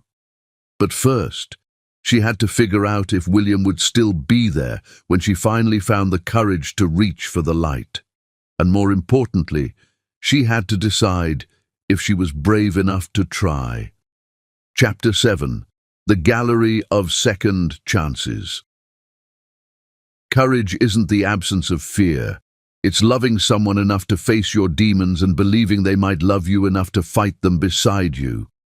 The email arrived at 2:47 a.m. on a Tuesday, destroying Joanne's world in 47 words. "Ms. Jarmer, we regret to inform you that Meridian Holdings is withdrawing funding for the Invisible Threads exhibition due to concerns about market viability and potential reputation risks. The exhibition must close by Friday. We apologize for any inconvenience. Harrison Blake, Investment Director." Joanne stared at her laptop screen, reading the message repeatedly. Meridian Holdings had been enthusiastic just 2 weeks ago, calling it groundbreaking and exactly the kind of socially conscious art that resonates with modern collectors. Now, suddenly, it wasn't viable. Her phone rang at 6:30 a.m. Emerson's voice was strained and furious. "I've been on the phone all night," the owner said without preamble. "Someone got to them. This wasn't a business decision. This was sabotage." "What do you mean?" "Someone with serious influence made pointed calls. Meridian kept mentioning pressure from major stakeholders and concerns about association with controversial subjects." Emerson's voice was bitter. "But your work isn't controversial. Someone made it controversial." Joanne's blood ran cold. "You think someone sabotaged this deliberately?" "I think someone very powerful wanted to hurt you and found the most devastating way to do it." Emerson paused. "The question is, who did you cross badly enough to warrant this kind of retaliation?" But Joanne already knew. There was only one person with the resources and the motivation to destroy something this important to her. Only one person who would see crushing Joanne's dreams as the most exquisite revenge for William's rejection: Brinley Madison. By noon, the art world was buzzing with news of the sudden cancellation. Joanne's phone rang constantly. Other owners expressing sympathy but carefully distancing themselves, collectors withdrawing interest in her work, journalists asking for statements about the controversy that had apparently materialized overnight. What controversy? Joanne wanted to scream. The controversy of photographing people society preferred to ignore? The controversy of treating homeless veterans and undocumented workers like human beings worthy of artistic representation? But she knew it wasn't really about the art. It was about William. Kinsley found her at the space that afternoon, sitting on the floor surrounded by photographs she was packing into boxes with mechanical precision. "This is bullshit," Kinsley announced, settling down beside her friend. "Complete and utter bullshit." "It's business," Joanne said flatly, wrapping a portrait of an elderly man named Thomas who cleaned office buildings at night to support his grandchildren. "Sometimes these things just don't work out." "Don't give me that corporate speak. We both know this is personal." Joanne looked up from the photograph, seeing her own exhaustion reflected in Kinsley's concerned face. "Knowing doesn't change anything. The show is dead, my reputation is probably shot, and I can't prove any of it was deliberate. So what are you going to do?" "I'm going to pack up these photos, go home, and figure out how to start over. Again." "That's it? You're just giving up?" "I'm being realistic. I went up against someone with unlimited resources and lost. It happens." Kinsley was quiet for a moment, studying Joanne's face with the intensity of someone who'd known her for over a decade. "You know what I think? That I should fight back? That I should expose whoever did this? That I should—" "I think you're relieved." The accusation hung in the air like a challenge. Joanne's hands stilled on the photograph. "That's ridiculous." "Is it? Because this gives you the excuse you've been looking for to retreat back into your safe little world where you don't have to risk anything or anyone important to you." "My career is hardly a safe retreat. Your career isn't what you're running from, and we both know it." Kinsley's voice was gentle but uncompromising. "You're running from him. You're running from the possibility that maybe, just maybe, you were wrong about everything." Before Joanne could respond, the door opened. She looked up expecting to see another journalist or a collector coming to gawk at the aftermath, but instead saw the last person she'd expected. Adeline Petto, William's grandmother, stood in the doorway like a force of nature in a Chanel suit. Despite being in her 90s, she moved with the authority of someone who'd never met a problem she couldn't solve or a person she couldn't charm into submission. "Ms. Jama," the elderly woman said, her voice carrying the kind of quiet power that made people stop talking and pay attention. "I believe we need to talk." Kinsley took one look at the newcomer and immediately stood. "I'll just go get coffee. For a very long time, possibly in another state." After Kinsley left, Adeline approached with the measured steps of someone who'd learned to command attention without demanding it. She was smaller than Joanne had expected, but her presence filled the entire space. "I know who you are," Joanne said quietly.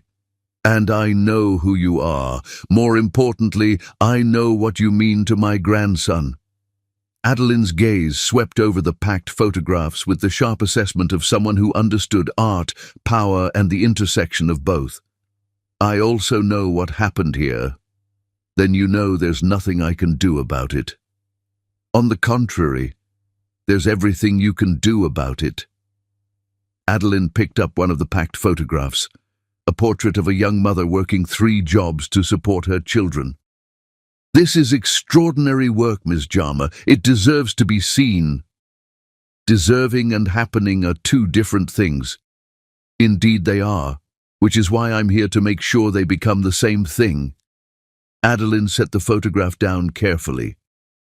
"I've spent the morning making some calls of my own.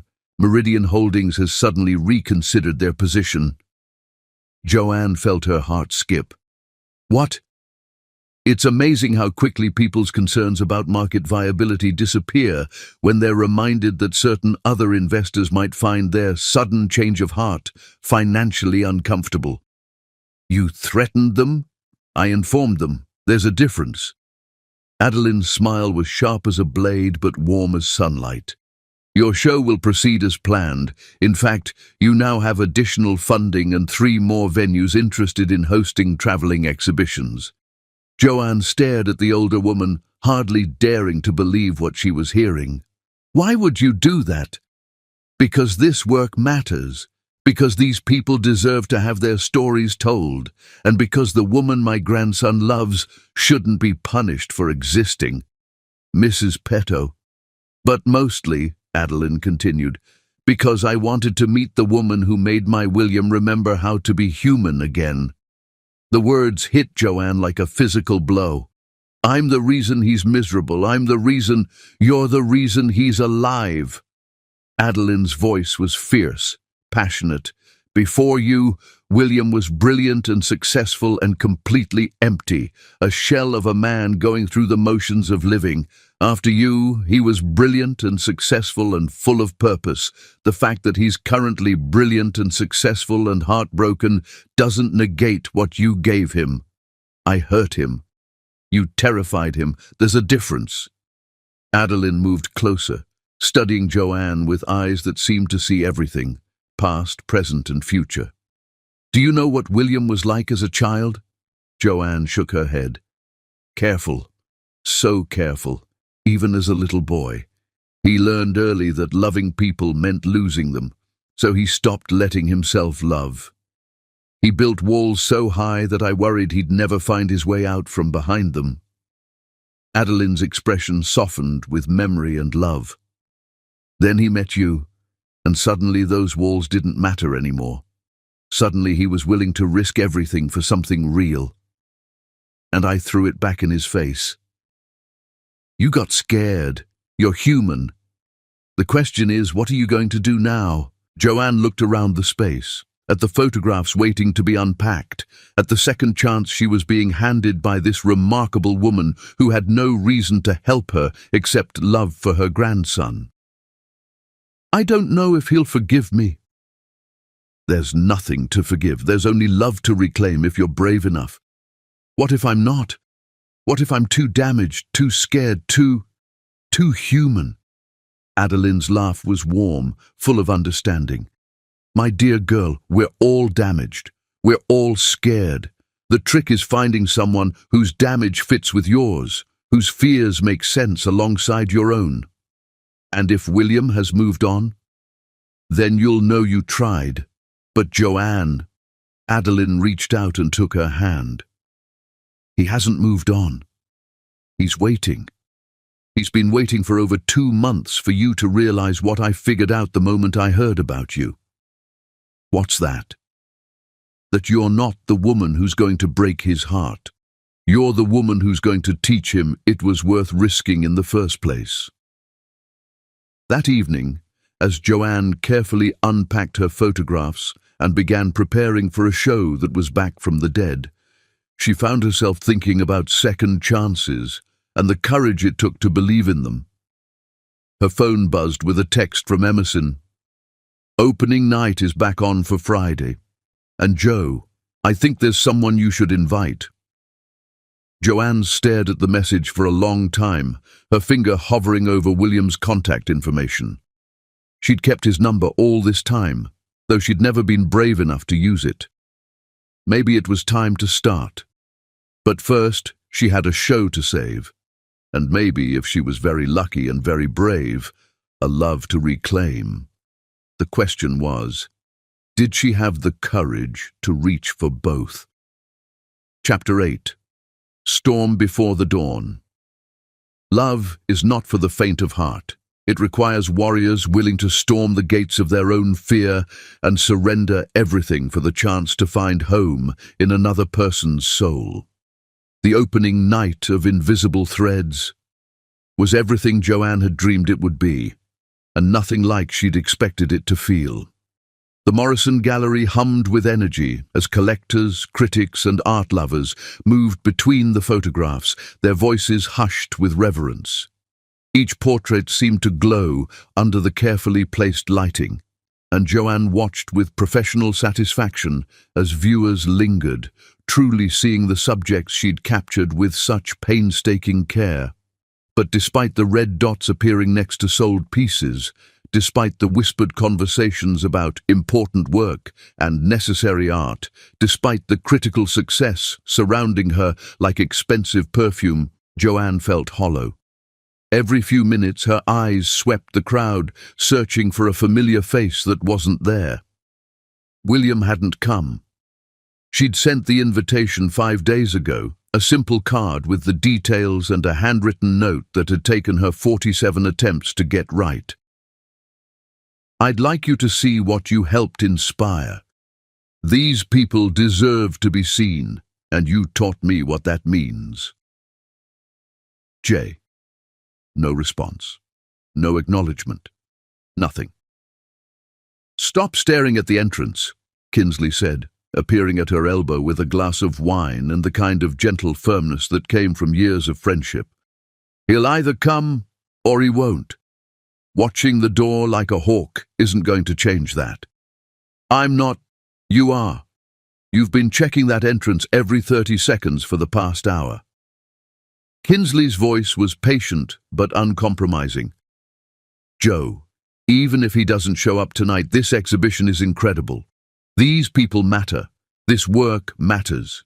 You matter." Joanne knew her friend was right. The show was a triumph, regardless of William's absence. But knowing that didn't ease the ache in her chest or the growing certainty that she'd waited too long, hurt him too deeply for forgiveness. "Ms. Jarmer?" A voice behind her made her turn. A woman in her 40s with kind eyes and a press badge smiled nervously. "I'm Sarah Chen from the Tribune. Could I ask you a few questions about the exhibition?" "Of course." As Joanne answered questions about her artistic process and the inspiration behind the portraits, she tried to focus on the moment, on the success she'd worked so hard to achieve, but part of her remained focused on the entrance, hoping against hope that every opening of the door might bring him back to her. "One final question," Sarah said. "There are rumors that this exhibition almost didn't happen, that funding was withdrawn and then mysteriously restored. Can you comment on that?" Joanne hesitated, unsure how much to reveal about the sabotage, about Adeline's intervention, about the web of love and revenge that had nearly destroyed everything. Sometimes art faces challenges. What matters is that these stories are being told. And the rumor that a prominent business figure was involved in both the sabotage and the rescue. Before Joanne could respond, a commotion near the entrance caught her attention. The crowd was parting like the Red Sea, murmurs rippling through the room like a stone dropped in still water. And there, standing in the doorway like he owned the world and everyone in it, was William. He wore a dark suit that probably cost more than Joanne's monthly rent, and his presence commanded attention from everyone in the room without him having to say a word. But his eyes were focused on only one thing, her. The intensity of his gaze was like a physical touch, and she felt her breath catch in her throat. "Excuse me," Joanne said to Sarah, her heart hammering so hard she was sure everyone could hear it echoing off the walls. William moved through the crowd with purpose, nodding politely to people who tried to catch his attention, but never stopping, never wavering from his path toward her. The months apart had changed him. He was leaner, sharper somehow, but there was something in his eyes that hadn't been there before, a kind of settled determination that made her pulse race.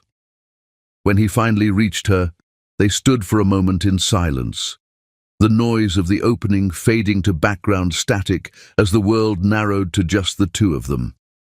"Your work is extraordinary," he said finally, his voice carefully neutral, but carrying undercurrents she couldn't quite read. "Thank you for coming." "I almost didn't." The honesty in his admission made her breath catch. What changed your mind? Curiosity, I suppose. I wanted to see what was worth destroying my company for. The words could have been cruel, but his tone was thoughtful, almost wondering. I wanted to see what you'd created from all that pain. Joanne felt her chest tighten. William, don't. His voice was quiet but firm, stopping her before she could launch into the apology she'd been rehearsing for days. Don't apologize. Don't explain. You made your choice over 2 months ago. I respect that choice, even if I don't understand it. The words hit like a slap, but she forced herself to stand her ground. It wasn't that simple. Wasn't it? William stepped closer, and she could see the months of pain etched in the lines around his eyes, the weight he'd lost, the careful control he was exerting over every word. You decided I wasn't worth the risk. You decided my feelings didn't matter as much as your fear. That seems fairly simple to me. That's not what happened. Then tell me what did happen. Tell me how the woman who stood up to Brinley to defend a stranger could turn around and abandon that same man when things got complicated. The accusation was fair and devastating. Around them, the opening continued, but Joanne felt like they were alone in a bubble of hurt and longing and words that should have been said months ago. I was trying to protect you, she said quietly. From what? From choosing for myself? From deciding what mattered to me? His voice rose slightly before he caught himself, lowering it again with visible effort. I didn't need protection, Joanne. I needed trust. From choosing wrong. From losing everything because of me. William laughed, but there was no humor in it, only bitter recognition. And what exactly do you think I lost? My company? I still have it. My money? I have more than ever. My reputation? Intact. The only thing I lost was you, and that was your choice, not mine. Before Joanne could respond, another voice cut through their conversation. How touching. True love conquers all, does it? They both turned to see Brinley Madison standing nearby, elegant in designer everything and radiating malicious satisfaction. Brinley, William said, his voice instantly cold. I wasn't aware you were interested in art. Oh, I'm interested in many things, William, especially things that don't belong to me. Her smile was razor-sharp, calculated to wound. Though I have to say I'm surprised to see you here. I thought you'd learned your lesson about associating with certain types of people. Certain types. Joanne stepped forward, fury overriding her heartbreak. You mean artists, working people, anyone who doesn't move in your rarefied social circle? I mean people who don't understand the responsibilities that come with real wealth and power, Brinley replied smoothly.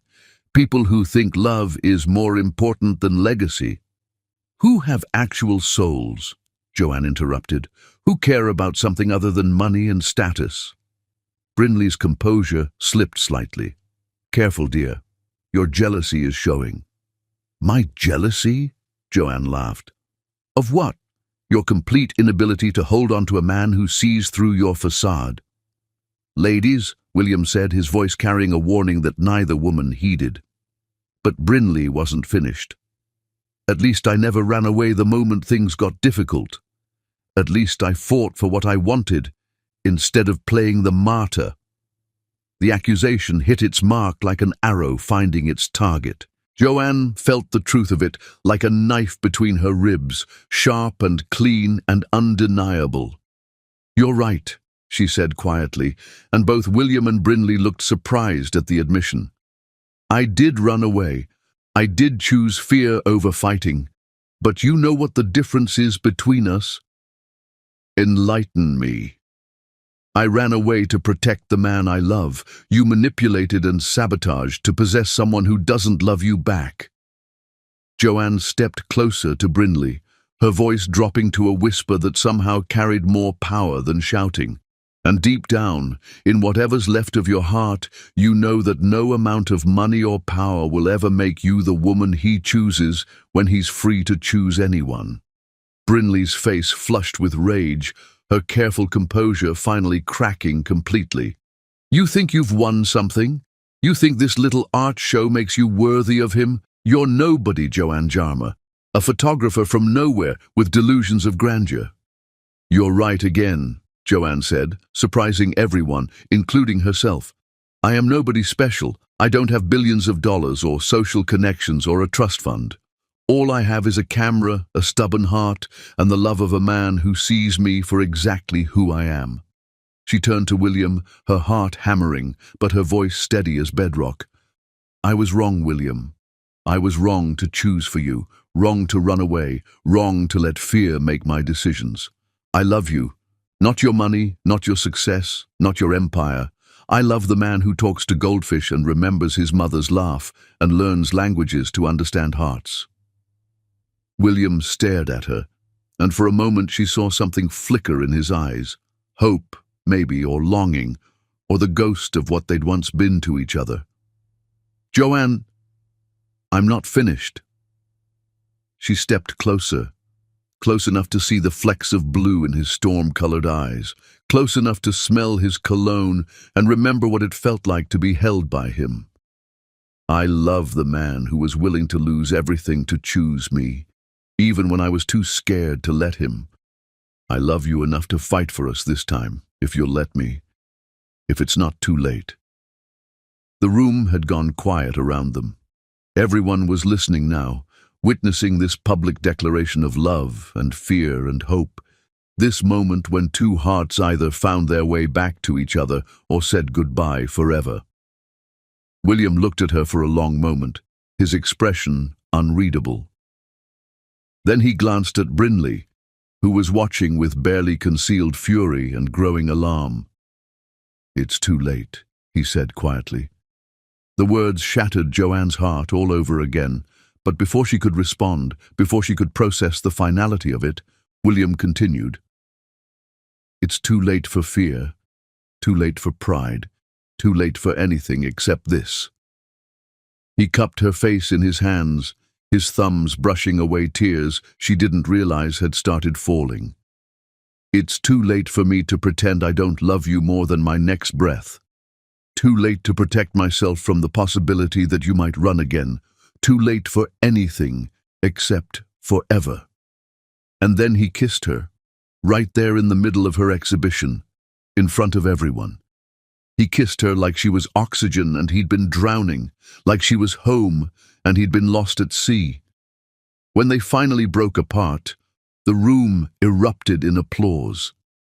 Brinley had disappeared, and Joanne found herself laughing through her tears. "I love you," she whispered against his lips. "I love you too," he whispered back, "forever and always, and even when you're being impossibly stubborn." "Is that a proposal?" "Not yet, but soon." He smiled, the real smile that transformed his entire face and reminded her why she'd fallen in love with him in the first place. Very, very soon.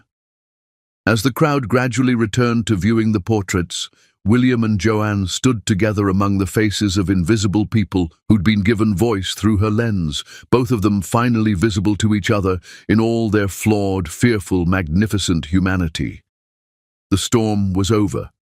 Dawn was breaking. And they were home. Chapter 9. Love's Perfect Storm. True love doesn't ask you to be perfect. It asks you to be brave enough to be perfectly yourself, scars and all, in the presence of someone who sees your flaws as just another reason to stay. The scent of burning pancakes and creative cursing drifted from William's kitchen on a Saturday morning in January, 6 months after they'd found their way back to each other. Joanne smiled before opening her eyes, stretching in the bed that had somehow become theirs. Living together had happened gradually. First, a toothbrush at his penthouse, then a drawer for her clothes. Before she knew it, her entire life had migrated uptown. "Need help?" she called out, pulling on one of his shirts and padding toward the kitchen. "I had this under control until Warren started giving me his morning wisdom." William said, gesturing toward the fishbowl where Warren Buffett II swam in lazy circles. You named another goldfish Warren Buffett? Warren Buffett Jr. died of old age. This is Warren Buffett II. He's showing even more promise than his predecessor.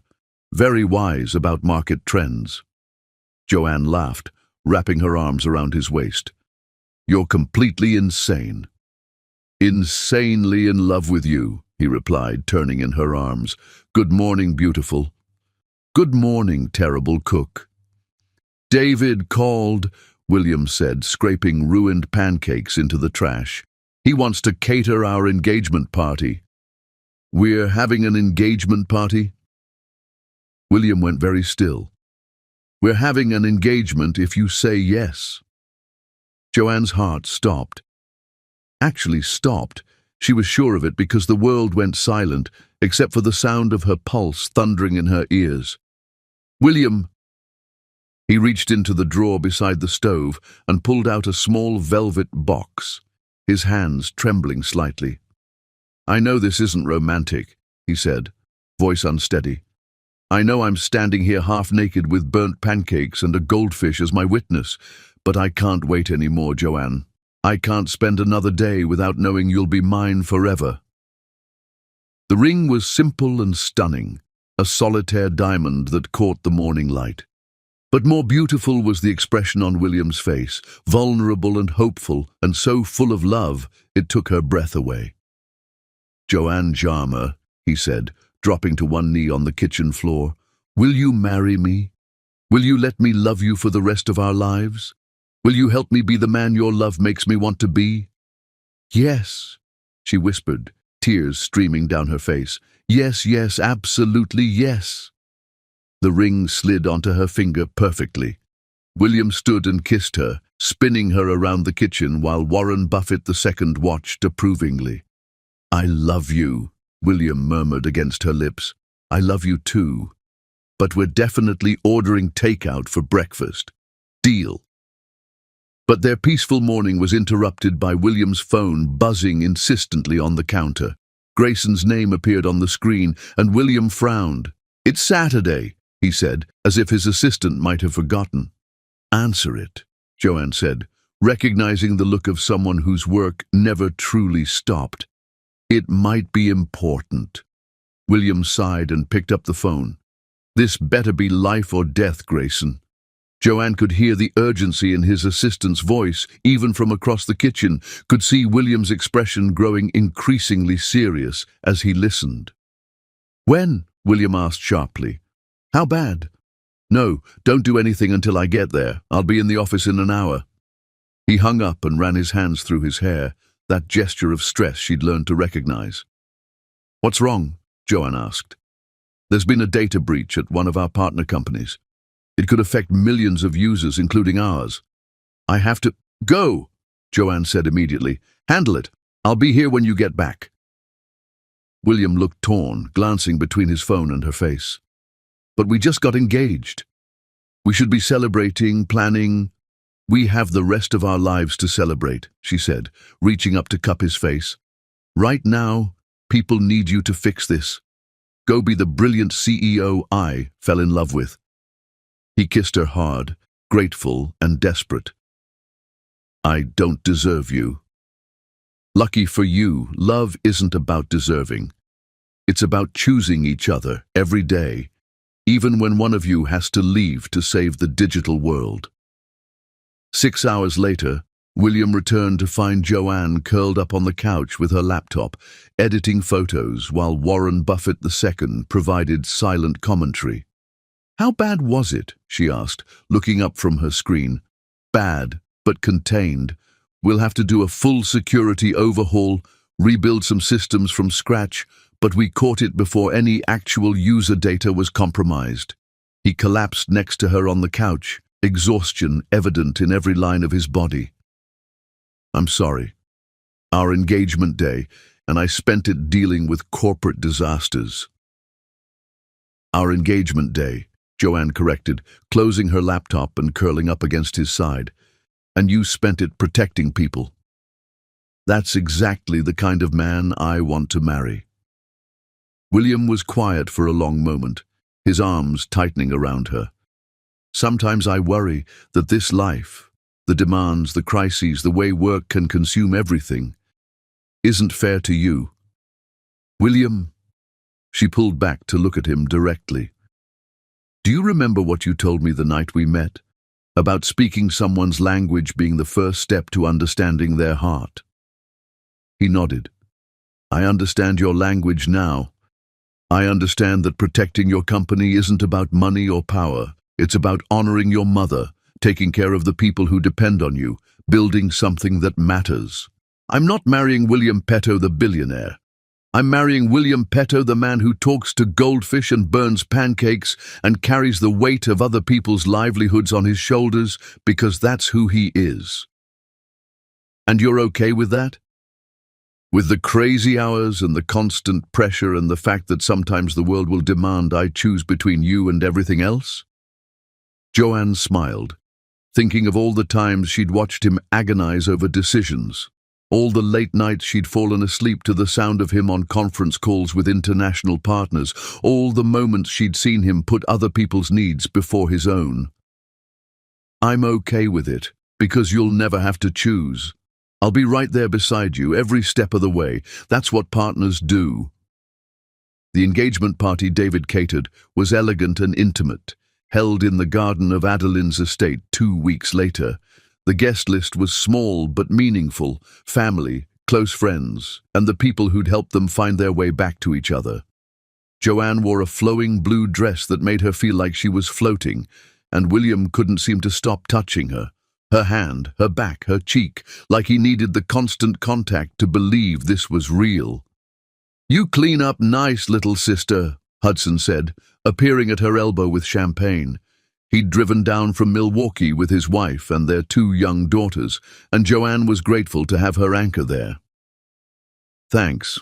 I'm still getting used to all this. She gestured at the elaborate garden, the string quartet, the staff circulating with hors d'oeuvres that probably cost more per bite than she used to spend on groceries. The fancy stuff or the happiness? Both, but mostly the happiness. I keep waiting for something to go wrong. Hudson studied her face with the practiced eye of someone who'd been watching out for her since childhood. You look different, settled, like you finally figured out where you belong. I belong with him, Joanne said simply. Everything else is just details.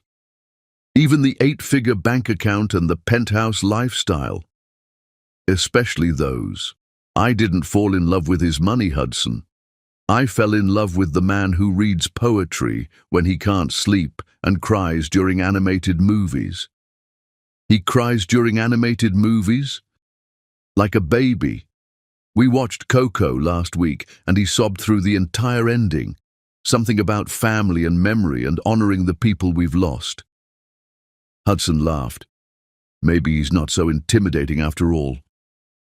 Across the garden, William was deep in conversation with Colton and Adeline, but his eyes kept finding Joanne, like he was checking to make sure she was still there, still real, still his. When their gazes met, he smiled. That soft, private smile that was just for her, and she felt her heart expand until she thought it might burst from pure happiness. Ladies and gentlemen, Adeline's voice carried across the garden as she stood to make a toast, commanding attention simply by existing. If I could have your attention, please. The crowd quieted, all eyes turning to the elegant woman who'd lived through nearly a century of history and had the wisdom to show for it. When my grandson was a little boy, she began, her voice carrying clearly in the evening air, he used to ask me if his mother was happy in heaven. I never knew how to answer that question, because how do you explain to a child that happiness isn't a destination? It's a choice, a practice, a daily decision to find joy despite pain. Joanne felt William's hand tighten around hers, could see the emotion in his eyes even from across the garden. But watching William with Joanne, seeing the man he becomes when he's with her, I finally know what to tell that little boy. Adeline's eyes found theirs across the space. His mother is happy because her son learned to choose love over fear, joy over safety, and connection over control. Isabella would be so proud of the man you've become, William, and of the woman who helped you remember how to be him. There wasn't a dry eye in the garden as everyone raised their glasses, and Joanne felt the presence of the woman she'd never met, but who'd shaped the man she loved. To William and Joanne, Adeline continued, may your love be a beacon for all of us who've forgotten that the greatest risk is not taking any risks at all. Later, after the guests had gone home and the staff had cleaned up, William and Joanne found themselves alone on the terrace under a canopy of stars, swaying to music only they could hear. Regrets? William asked softly, pulling her close. About what? About saying yes to all this craziness? About agreeing to marry a man who talks to fish and burns breakfast and has panic attacks about data breaches? Joanne considered the question seriously, thinking about the journey that had brought them here, the fear, the mistakes, the months of heartbreak that had nearly destroyed them both. My only regret is that we lost those months, that I let fear steal time we could have spent being this happy. We have the rest of our lives to make up for lost time. Is that a promise?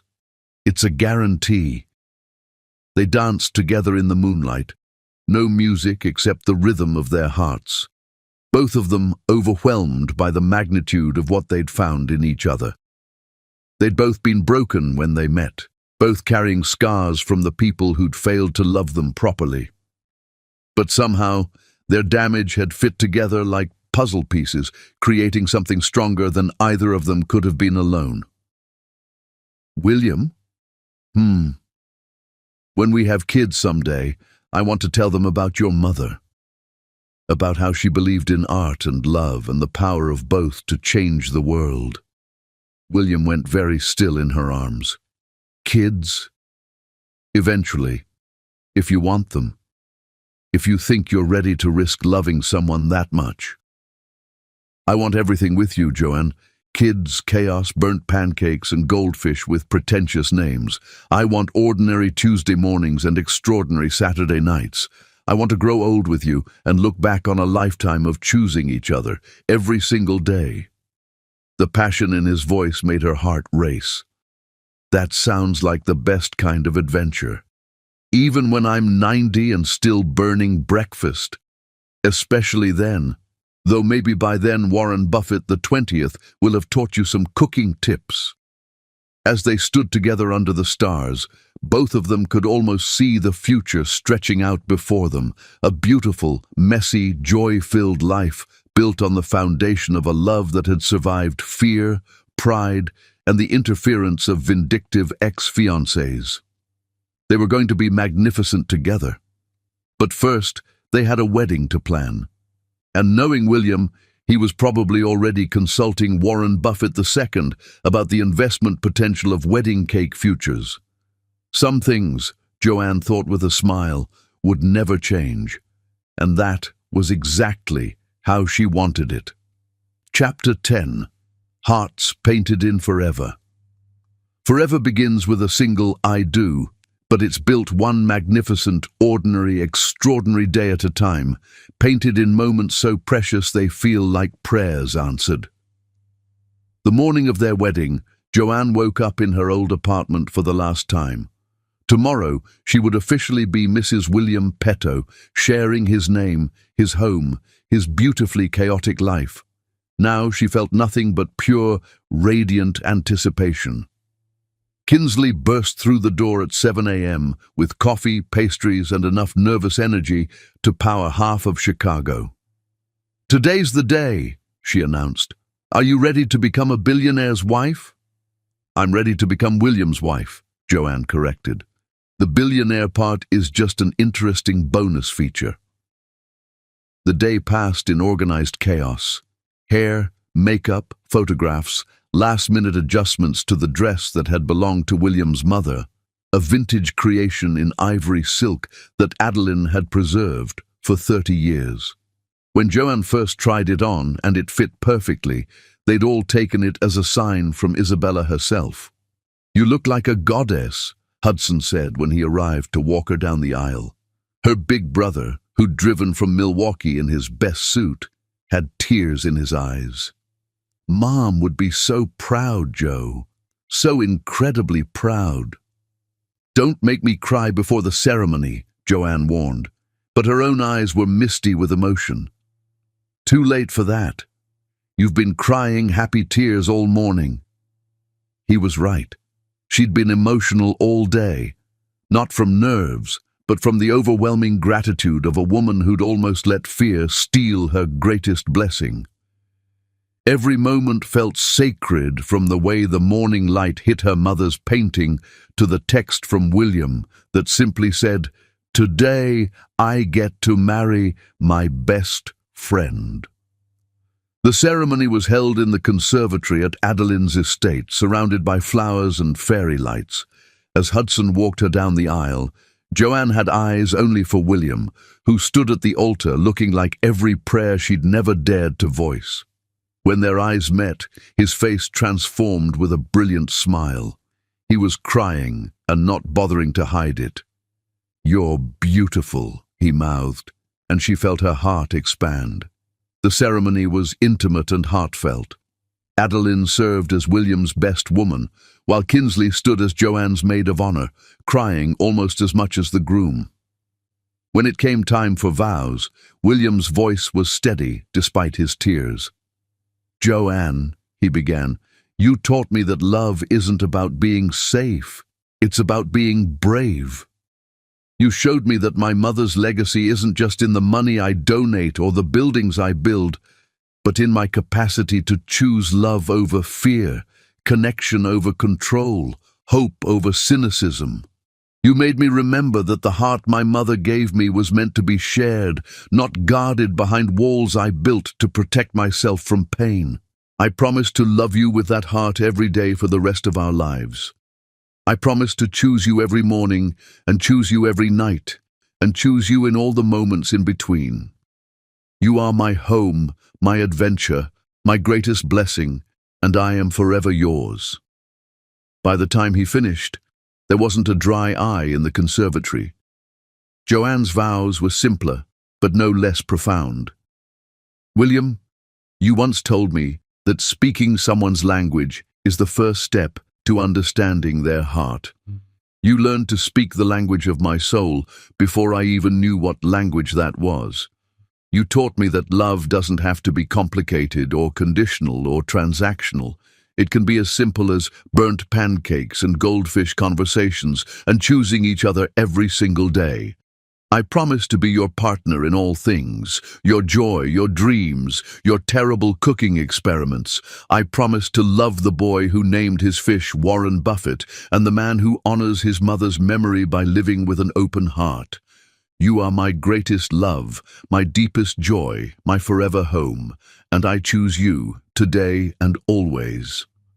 When the minister pronounced them husband and wife, William's kiss tasted like tears and laughter and every dream Joanne had never dared to dream. The reception was magical. David had outdone himself with food that was both elegant and comforting, while the string quartet played everything from classical pieces to contemporary love songs. William and Joanne's first dance was to "At Last" by Etta James, and they moved together like they'd been dancing their whole lives. "Mrs. Petto," William whispered in her ear as they swayed together. "I like the sound of that." "Good, because you're stuck with it forever." "Promise?" "Guarantee." 1 year later, Joanne stood in the bathroom of their penthouse at 6 a.m., staring at 2 pink lines on a pregnancy test with shaking hands. They'd been trying for 4 months, had gone through the roller coaster of hope and disappointment that every couple trying to conceive knew intimately. But there it was, undeniable, pregnant. "William," she called out softly. "Everything okay?" he called back. "I need you to come here."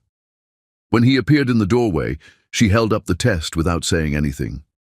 William stared at it, then at her face, then back at the test. "Pregnant." His voice was barely a whisper. Very pregnant.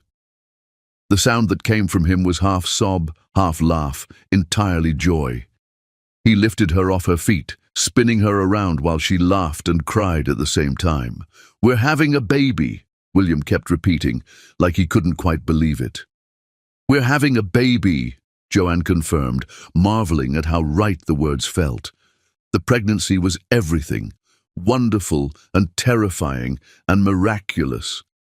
William was impossibly devoted, reading parenting books to her growing belly every night and talking to their child about art and business and the grandmother they would never meet, but who would love them from heaven.